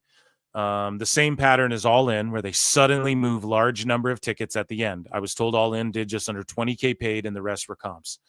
Yeah, that's accurate for sure. I would say, like, I don't know. My whole thing, I was like, there's 18,000 people there and they comped fucking 2K tickets. That's sort of what I was joking about going into All In, because that was sort of just what was floating around. TNA are obviously comping here.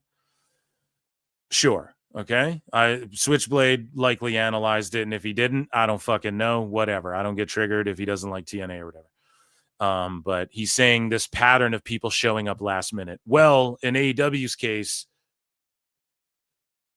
people know that Tony Khan will do fire sales. Like, if you wait till the last, I will give AEW this excuse, this built-in excuse, just to argue Switchblade's point here, right? AEW, they know that Tony's going to charge like $60 a ticket or like 100 or whatever the fuck, let's say. And then last minute, and he did this for the Sting pay-per-view, he'll just start selling tickets for $1, or they'll just start handing tickets out for some of these events to get people in the building. So I'll say this, maybe AEW fans are trained and are brainwashed, Brian, and they know to just wait till the last second and get them for like $20 or $10 or whatever. And WWE do the same thing. I mean, this always happens. And also, it should be noted, I think Ticketmaster is getting fucking sued, dude, for like leaning into scalping culture and all the fucking fees and all this stuff. Like, I don't know. Hopefully a precedent is set and prices for fucking tickets for shows and shit start going down just in general, dude. But I digress. Switchblade has this to say, and there you have it. AEW All In's official attendance for Texas was 23,759 people in the building, with 21,973 spectators per WrestleNomics. As you can see below in the quoted tweet, I was told privately within a week after the show that the real paid attendance was just under 20K. I had heard similar shit, and not from Switchblade. So if we're matching notes, if we're comparing notes, it fucking stacks up as shout out Switchblade. Okay. He's a good cat. And we have good discussions in the DMs about this shit. And who knows? So maybe Tony Khan papered it 2,000 tickets or something. 3,000. Would that shock you? I don't fucking know. That for a 20,000 seater, Tony Khan papered 3,000. I'm not shocked by that at all. I was like going on other people's pods and my own saying, we're talking in the thousands comped. And I went out on a limb and said that shit. Well, here's Thirsty Thurston backing me up again. How do I do This it? just in from Phil Marks of PWT. He says, I told you so. I just keep fucking hitting, man. There's no misses here. No, I admit the misses. That's the thing, right? So it's like fucking, hey, I was talking shit and said TNA would be doing 8K. I was a little getting ahead of myself here, but they're outdrawn AEW like I thought they would.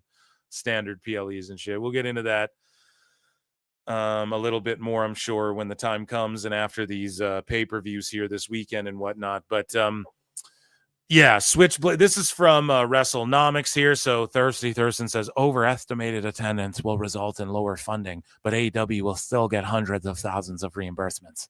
AEW All in Texas qualified for public reimbursement dollars through the Texas Event Trust Fund program. According to records obtained by WrestleNomics, the governor's office initially approved just over $1 million in combined state and local funding to help cover expenses for AEW's biggest event of the year. And this is what I mean. Obviously, like, WWE is getting paid to go to these places, which then obviously part of what their WWE's negotiating. They're like, well, hey, we got to put the production on. But AEW's doing like the indie movie or like the Hollywood play of like, we're going to go film this shit in Canada, but we're going to get a tax write-off, which like, I get it. WWE does that, but they're also, people are bidding for it. No one's bidding for AEW. It's just wherever Tony Khan can kind of book his thing. And then he does this whole like, let's get a tax write-off and shit. And where is the money being spent? Like, the stages aren't crazy. They're just like long.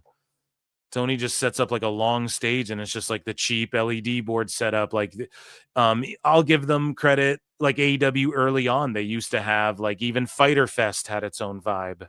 And like the pay-per-views used to have their own vibes and shit. Tony Khan won't even like switch up the color of the ropes or something for his pay-per-views. You know, it's just unoriginal. It's uninspired. The aesthetic is bland. It feels like WCW. Yeah, it did when it first started. It doesn't anymore. It feels like Impact Studio Wrestling. It feels like Impact in a weird way.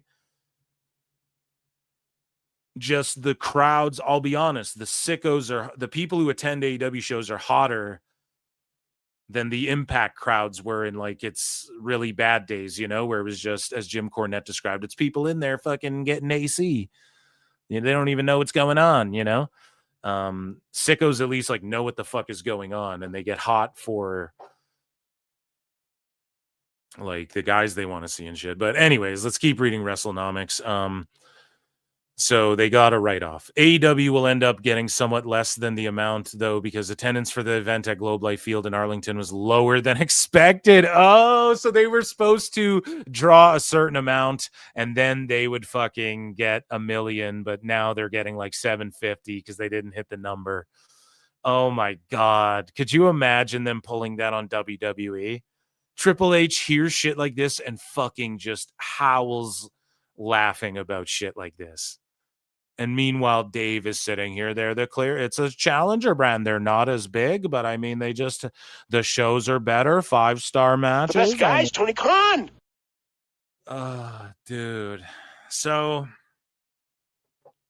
the funding approval was based on estimated attendance of 33,490, including 32,500 spectators. So they had it written in there like, okay, you guys can have 32,500 spectators, but if you don't hit that, like, so if staff gets to the 32.5, you don't get the fucking money. That's crazy that that's even like written in there, you know, just zero faith. No one had any faith in this fucking event. After the July 12 shows, officials submitted documentation certifying actual attendance at 23,759, including, so listen, the spectators were 21,973.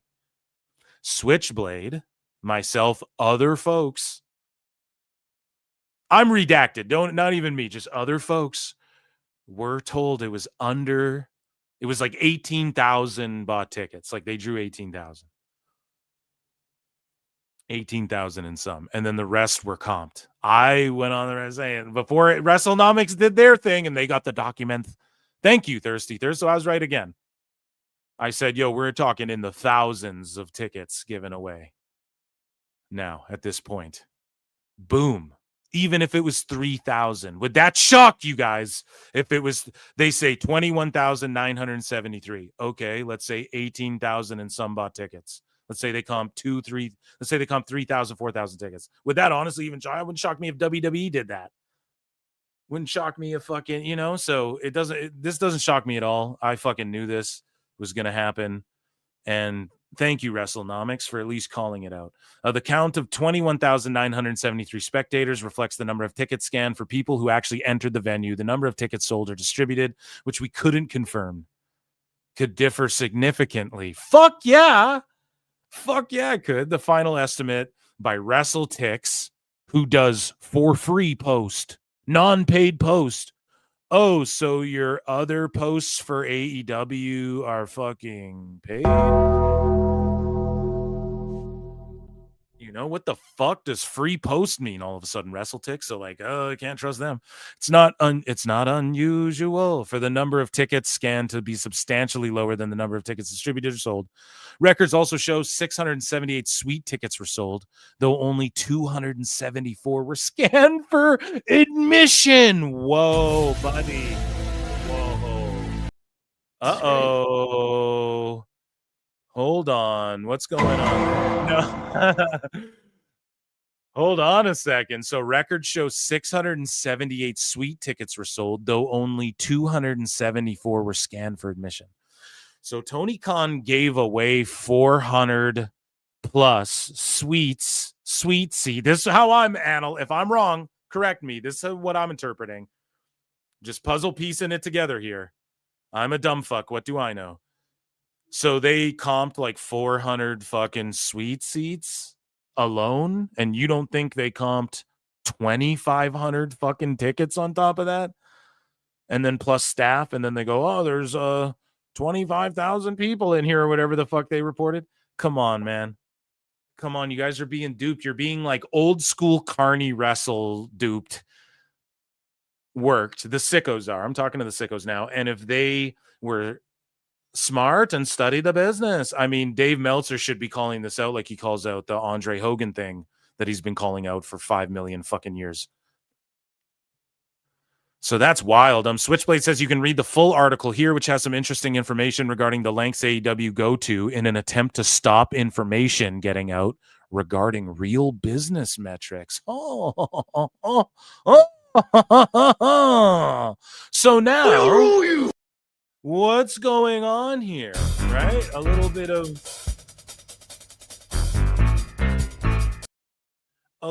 fucking what, like they're trying to hide shit. What's going on?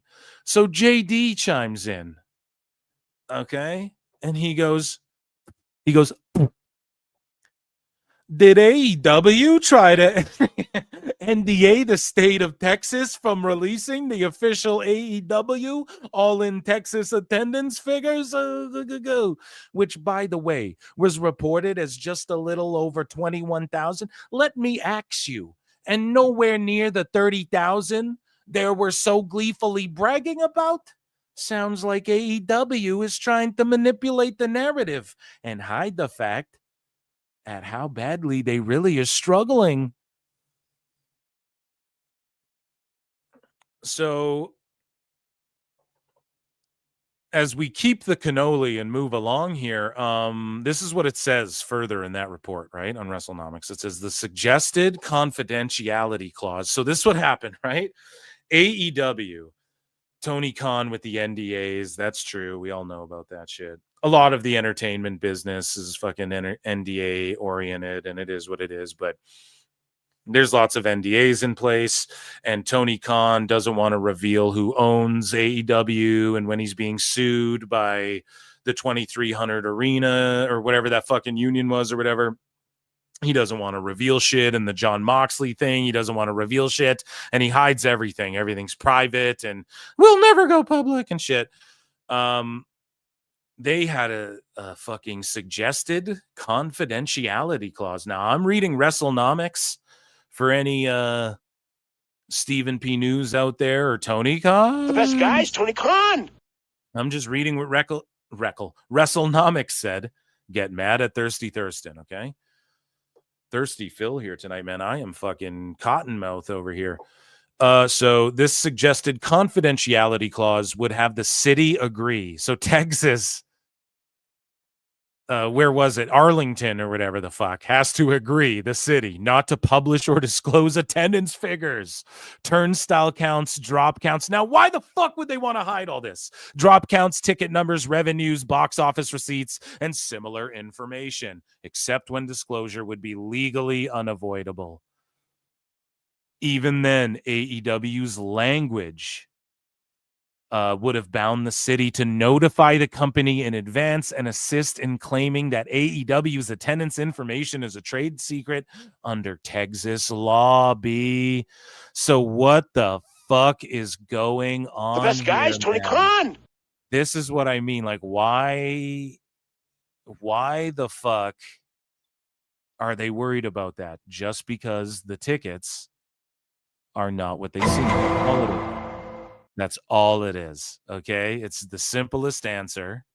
Tony Khan just doesn't want people to know that these attendances are not what these stooges... Like, instead of just telling Meltzer to shut the fuck up and be honest about the numbers, he's got to, like, lie and hide Meltzer's fucking shitty numbers about everything. Oh, they're making $3.6 million a year. Tony Khan's cutting corners on production and is... you know, like stealing theme songs and shit allegedly and all that stuff, right? Making people, the whole city and state, do confidentiality agreements. Another suggested clause would have sent legal disputes, if there were any, between AEW and the city into private binding arbitration instead of public court. Like with at least some of its talent contracts. This is like fucking going to a Diddy party. Ooh, I brought it back. It's back again. Too soon? AEW wanted its counterparty to waive its right to a jury trial and handle litigation only in private with AEW's chosen arbitration provider, Jams. Those clauses didn't make into the final version because Yelverton told us agreeing to it wouldn't have complied with state law. Texas statutes establish limits under which government entities can resolve disputes in arbitration. That is not an unusual request we receive. Yelverton wrote to us by email on Wednesday, but it is an easy response because it is not allowed under state law. The full length. So he goes, it's not an unusual request. but we say no to this because it's not allowed under state law. So Tony tried everything to hide this shit. The full language of the suggested arbitration clause may give us insight into AEW's preferred language for these kinds of agreements that aim to keep lawsuits hidden from public view. Lawsuits. So why are they getting sued, man? Why would they? And this is the thing. It's not just, this is what's interesting to me. They're going to great lengths to hide shit, and it's not just the attendance and shit. It's if we get sued. So how many fucking lawsuits have they threatened with like NDAs that are under wraps that we're not fucking hearing about, things that we're not, like that we're not privy to, or payouts that have happened to contracts? Like, I'm so curious. Again, this is all allegedly. I'm a dumb fuck. I'm just reading what other people are saying, and then I'm just, compiling it and giving my opinion. I really don't know anything. But that, ladies and gentlemen, altogether, Ichi Nissan Da was AEW conspiracy news.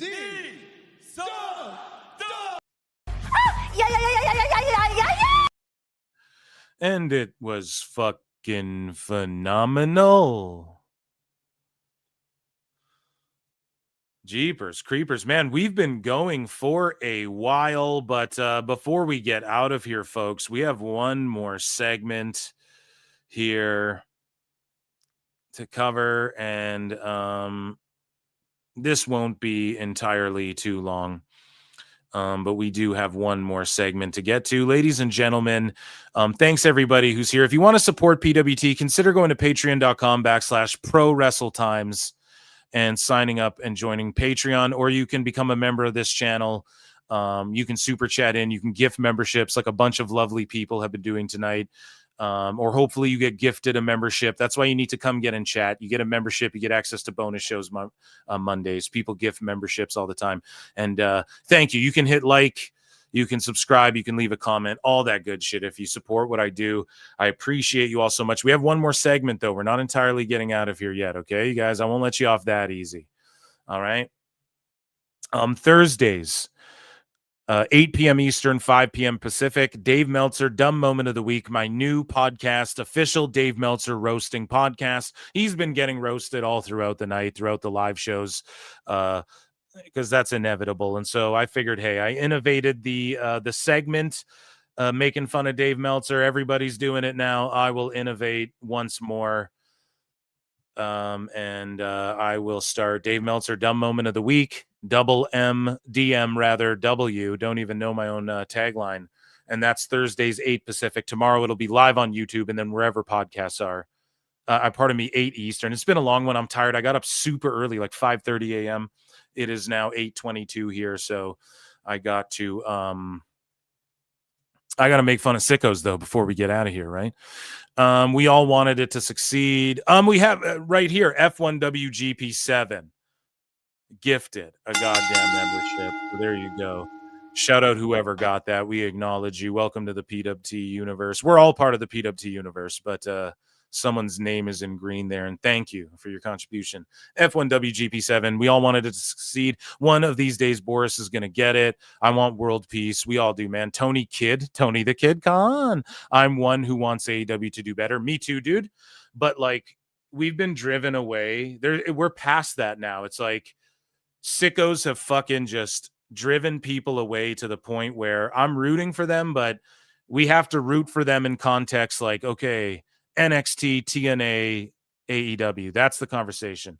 Raw and SmackDown, we just have to like leave it alone in its own. I want all wrestling to do good, but in order for things like, I'm not going to not shit on MLW if they're doing trash or whatever,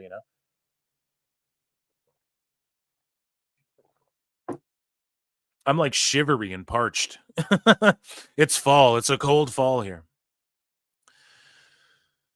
Up in here, Canada land there, buddy. John Dauncey Bus. It's 10:22 here. No days off. Yeah, dude. Okay, well, let's make this one quick because this is 3.5 hours without a Meltzer segment. We'd be roasting Meltzer for like an hour and a half some days. So that's why 8 p.m. Eastern, 5 Pacific.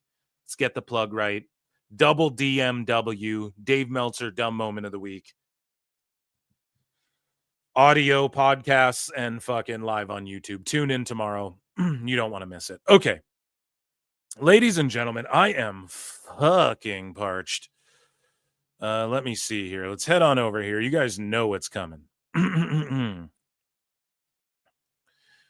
As I fucking everybody hydrate, okay? Because we have a quick one. This won't be too long of a sicko segment, but we gotta do it, okay? It's in the title, for Christ's sakes. I'd be robbing yous blind if I didn't bring it to you. Okay, so ladies and gentlemen, it is time. Here, I gotta. This is the big intro to the segment too, where I was throwing my fucking voice out doing it, and my wife thinks I'm redacted. It is time for nobody's favorite segment, and it is called the Sicko Diamond. Oh. So the coach, and I mean, coach is cool, whatever. You can like him or not, but you know, Paul Walter Hauser, he called out WWE's ticket pricing greedy and ugly. And the coach says, not sure how many more names in and around the business need to be heard before they will listen. We aren't complaining just to complain. We are complaining because we have the platforms to be heard and seen and help speak for the fans which simply want to go and see their favorite wrestlers. It's as simple as that. I fully agree. My response was, I don't care if WWE is on the moon or Saudi Arabia or gets another gajillion dollar deal. I really don't. Like, I don't get, another 150 billion. I don't give a fuck. But it's supply and demand. Unfortunately, guys like PWH come across more like AEW sickos.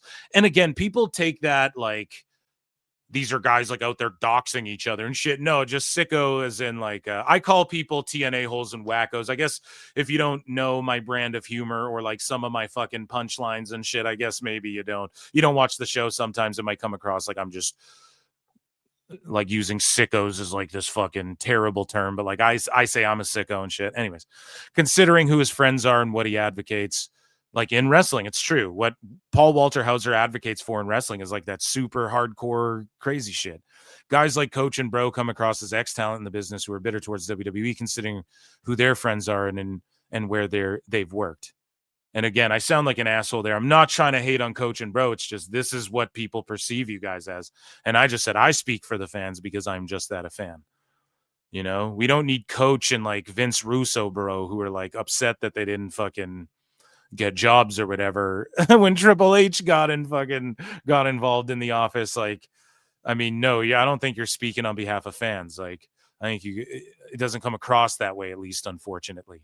Not that it can't be interpreted that way, but that's just not how people interpret it. So speaking of being interpreted poorly, Matt Keen's music. Yeah. So Matt Keen said, yeah, I'm not watching AEW again until the ice commercials are gone. I'm not telling you what to do. I'm not telling AEW what to do. I'm out until they're gone because of how I feel when I see them. It takes precedence over a show I like to watch. Don't be like it's WBD. I don't care. I just want to watch wrestling without bases in it, bro. I'm Matt Keen. So I just grabbed a screen grab of this, and I was like, these guys will virtue signal AEW off the air. And that's the problem when they do this. And it's all good. I mean, voice your opinion, but it's just the point of like, man, nobody's going to 100% agree with what the government does 100% of the time.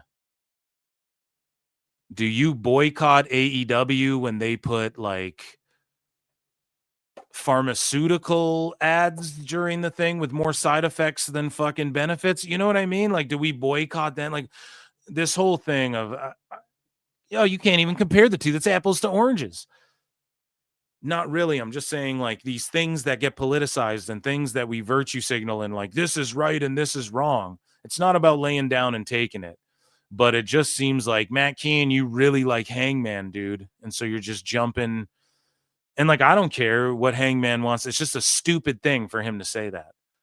Boycott WBD. If anybody said boycott, and listen, I didn't defend, but I was like, I don't care if Brody King wears this shirt and they let him. That's their prerogative. And if it turns people off, that's their fucking right. He wore an ice shirt or something, right?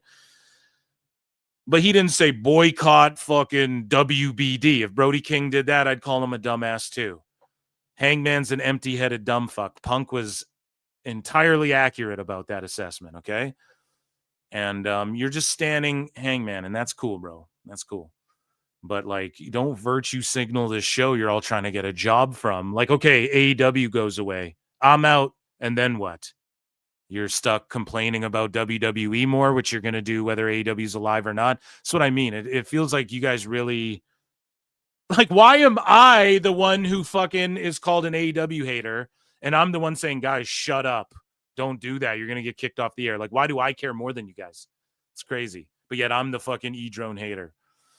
Speaking of haters, and here, oh yeah, so here you go. Brody King with a massive fucking W here. So Elbu responds to Humble Wrestling. And Humble says, I wonder where Buddy Murphy will fit in the whole Brodito stuff once he comes back. Elbu goes, give me a Brody King heel turn on Bandito, freeing Bandito for a singles push and giving us a monster heel run for the Hounds of Hell. And then Brody King goes, no. Brody King answers and just Shut up, fucking... bitch. Oh, man. Just hit him with a nope. Oh, dude, that's too good because it's just like terrible booking. A Hounds of Hell monster run. No, see, they already did that. They were already trying to do that, but Tony doesn't know how to do a monster run for anybody. And realistically, Brody King is on a better run as a solo and as an act with Brodito than he is as in a team with fucking Buddy Matthews. Like, just hilariousness. So Meltzer said what snapped on the Sickos, okay? And he's like, you guys are such babies. Only gets looked into for AEW. And again, this is why I clown on the attendance being fake. I defend it for all of Carney Pro Wrestling. But when it comes to specifically AEW, we got to make fun of it. Why? Because Dave Meltzer's still melting down. And I've said this a billion times, and I'll say it a billion more. He's still talking about Hogan Andre, 93,000 or whatever the fuck. He hasn't once been like, oh, and that Wembley, no, it's a conspiracy. They're making people sign confidentiality agreements, Brian. I study. So Meltzer said what is like only gets looked into for AEW. You guys are such babies, such rookies, such victims, and so hilarious. And that's the Matt Keane thing. Stop being a victim, dude. Fuck. And so hilariously uninformed. The effing WrestleMania 3 attendance has been debated for 37 fucking years. I'm old. And you're crying about AEW numbers being scrutinized now in real time. Meanwhile, WWE's have been scrutinized in real time all the way through for 40 fucking years. And you guys are crying. That's the problem, man. WrestleMania 3 has had Warren Commission level investigation. Well, we have the Warren Commission, Bohemian Grove. I was there. And we tabulated the numbers, and they don't add up, unfortunately. Robert Kennedy Jr., where you have the numbers. So counting seats of the Silver Dome to estimate WrestleMania 3's true attendance. That's from fucking Thirsty Thurston in 23, dude. This is from Bixenspan on Bixenspan. There's a new wrinkle to the WrestleMania 3 attendance drama, and it's from a recently authoritative source. That's what Bixenspan said in 24, dude. 23, 24. Meltzer said, what's pulling recent cards, dude? Here's Bixenspan again. When was this? Maybe on just a different website the same year. I don't know, but it was published on Friday, 30th of March. No year given. How many people were actually at WrestleMania 3? A dead spin investigation. And Detroit Free Press. And this is Brian McCollum said, what was the real attendance at WrestleMania 3 in the Silverdome? I'm not going to make fun of him because I don't know off the top of my head who Brian McCollum is. And counting seats for the Silverdome, like all this shit. And he was responding to AIR Gold, who's like 46.476 all-in turnstile count. I love that this is a thing that only gets looked into. So it's just AIR Gold being a fucking goofy goof. A dummy McFuck, right? And shout out, Meltzer said, what for snapping on him. Speaking of dummy McFucks, though. So a couple weeks ago, I want to say, we cover this AEW Sicko who fucking had 4 or 5 people chained up literally in his basement, and he's a pastor's son. And he's torturing people, presumably making them watch old Rampage tapes. I made that last part up, but luckily he got caught. I'm sure there'll be a fucking Netflix doc on that one day. They'll interview me. I mean, I'll produce it. Awful Wrestling posted this clip, and I don't know where he found this, but again, what are the odds that one of these like pred catchers, the P3DO catcher, YouTube channel, and I'm assuming a prominent one if Awful sleuthed a clip of it, right? This guy, I guess he's been like grooming. They say total wigger registered offender with a W, guys. Okay, that's what they wrote there. Okay, just so nobody clips me out of context. Registered offender gets caught up again and catches an attitude arrested, Bedford, Virginia. And so this guy, right? He, I guess, had dynamite on in the background while he's being pred busted. Okay, and I guess he's one of those like a J-Rock, right? With a W, guys. Okay, let no fucking sicko clip what I said there out of context. And here we go. Awful post this video here to catch a sicko, dude. Oh, why don't you have a seat right over there?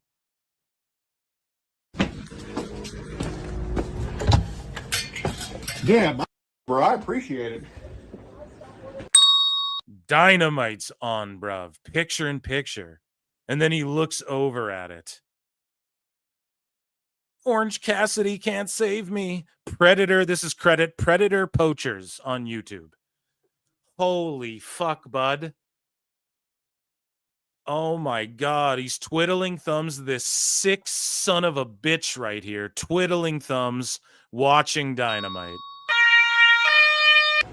Oh, It's tall as up there. yeah, that's cool. When she told you she was 16, why'd you quit? Why didn't you just stop talking to her right then and there? Because I thought she was. I thought. Joey Ryan's like, that makes a video that's actually legal in some territories. No, this is jokes, folks. Be friends, you know.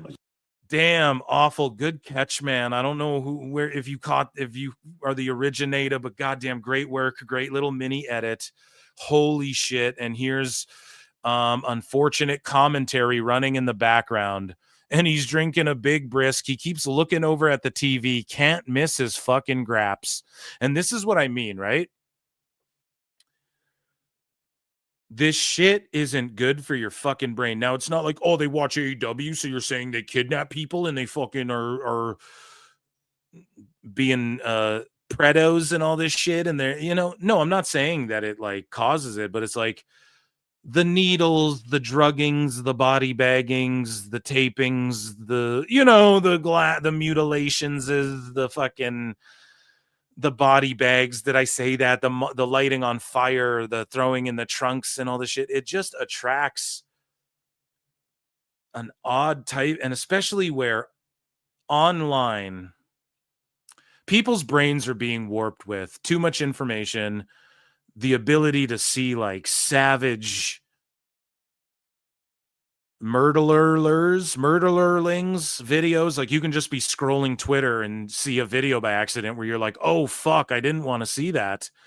And it'll just fuck up your everything. Like shit people would see in war and stuff. You can see on your timeline. Kids have more access to it. And I'm not saying everything's got to be cuddly, cute, and PG, or that you can't break out the glass or even do a needle through a fucking cheek. I'm not saying like there isn't, maybe you could make that work, but it's like, goddamn, like at what point do we like slow down a little bit or like not put the Rizzler on the show? Like it's going to attract people who are into like fucking like that Lucifer Valentine guy. You guys know him? Like people who are into his movies and shit. I just watched this YouTube channel like expose that guy. I think that's his name. Like it's just sicko shit. And then when Tony Khan's like, we're the sickos, and they sell sicko shirts, and then this keeps happening. Now, has there been PDF files who watch WWE? For fucking sure. The sheer length it's been around and the amount of fans it's had and everything. But in 6 years and the shit you're seeing on the TV, and then this has happened 2 times now on like in the span of like a month on fucking big time YouTube channels and shit. I just think, I don't know, man. I just, whatever. Maybe hit me. I want people, tag me in some WWE examples then, and let's outweigh them. You know, fuck the ratings war. Let's see how many creeps. Let's expose all these creeps. I'm all for it. But it's like, fuck, man. That shit can't be good for your brain entirely either, you know? So anyways, unfortunate commentary running in the background. Let's just watch this clip. Fuck this guy. On Facebook, like it's. And look, they call him a total WIGGER. I mean, dude, I don't get it. He's wearing like a collared shirt. Maybe when he talks, he's all like, "Fuck, man, I didn't see, I didn't watch this." So like probably a couple hundred that are locked up because he's on Facebook. Like it's crazy. I'm not gonna be one of them. I'm gonna talk to my people that I know. Yeah. That's 18 and older. Yeah. And the ones that I don't know. I'm to talk to you. Right. I don't know, man. Does he seem okay? The title's fine. Whatever. Fuck the title. Bullshit. If your ass ain't what for age you need to be, I don't need to talk to you. Right. You need to go find your ass somebody else to talk to your own age. Right. Leave me the alone. That's what I'm saying. I'm not going to this. And what the fuck? But weren't you talking to a 16-year-old? Man, this guy seems wasted or pilled up or drugged up or something. I don't know, dude. Bullshit with this boozy idiot. Anymore. I'm not doing it. Yeah. And you just hear Excalibur in a fucking Fred Catch video. Bro. Oh my God, dude. This is killing me. God damn it. Now, maybe he's a WWE fan and this is just on a Wednesday. Maybe he's streaming on Max. It seems like the older viewers. It seems like the older viewers are skewing. It's skewing older on Max, Brian. Oh my God, it's the greatest thing I've ever seen. Holy shit, dude. Down for trouble. April, she's living right here, living proof that trouble. Dude, she's crazy, bro. You talk to her? I mean, I see what she was saying myself, man. I mean, if I would, man, that's. I'm glad you can't talk to me. Yeah, man. I'm glad you can, cause she was Oh, talking. my mama, bro. So she was flying lying and bullshitting the whole motherfucking time. Well, you already know. I already knew that she was bullshitting. She was doing that shit. Like you, bitch, you ain't going nowhere. Yeah, right. I thought to myself, that motherfucker coming here, she talking shit. She texted me, said, I'm on the way. I'm like, can you wait for me outside? She said, "Cash me outside. How about that?" I'm like, what up, motherfucker? See, I'm on about it. Right. Everybody gonna your ass. I knew then it was something up when she said that. Right. Okay, that's something up. Just shit. Is the police gonna show up at my... And he keeps just asking, like, "Are the police gonna show up?" It's like, yeah, dude, you're fucking, you're admitting that you're a fucking pet, dude. Yeah, fuck this guy. They're just sitting there watching AEW. It's on in the background. Not a good look. I mean, 2 terrible looks back to back in a month. And that, ladies and I mean, I don't know what else to say. It's just gross and fucking uncomfortable. That, ladies and gentlemen, was our amazing. What a fucking fantabulous show this Wednesday show was. I've been coming with heaters lately, Chad. Let's go. Round of applause for you guys and me.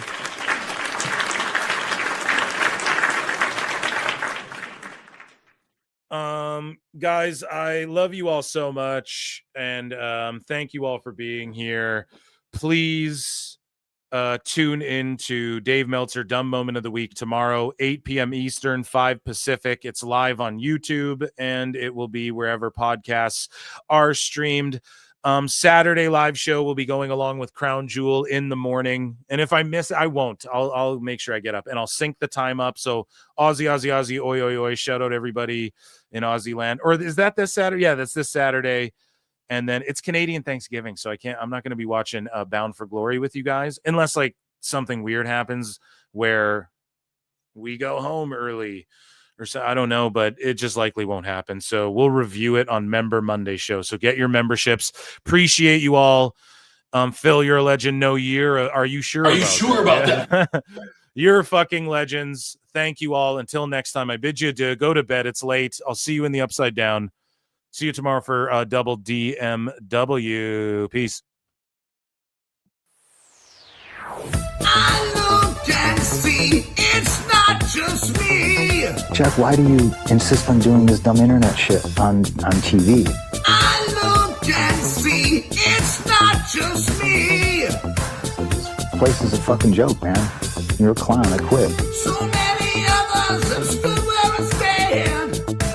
We are the young, so raise your hand. So many others have stood where I stand. We are the young, so raise your hand. We call us problem child. We spend our lives on trial. We walk an endless mile. We are the youth gone wild. We stand and we won't fall. We're one and one for all. The writing's on the wall. We are the youth gone wild. No. It doesn't make logical sense, but it makes. Well, yes, of course. But it makes wrestling booking sense. Of course, this makes no sense. Of course, okay, it makes no sense. However, in pro wrestling booking, which often makes no sense, you would do that. It's about making money. It's not about anything else. Wrestling has always been about making money first and foremost. That's it. I look and see it's not just me. Last weekend was the greatest weekend in AEW history. This is the greatest week. I look and see it's not just me. My security, my safety, my life was in danger at a wrestling show. So many others have stood where I stand. We are the young, so raise your hand. So many others have stood where I stand. We are the young, so raise your hand. We call this problem child. We spend our lives on trial. We walk an endless mile. We are the youth gone wild. We stand and we won't fall. We're one and one for all. The writing's on the wall. We are the youth gone wild. We call this problem child. We spend our lives on trial. We walk an endless mile. We are the youth gone wild. We stand and we won't fall. We're one and one for all. The writing's on the wall. We are the youth gone wild. Let it get wild. Yeah. If you're familiar with how we do things often here on these Wednesdays, it's a lot like one of my favorite movies, Time Cop. What? Fuck you. Fuck you. Yeah.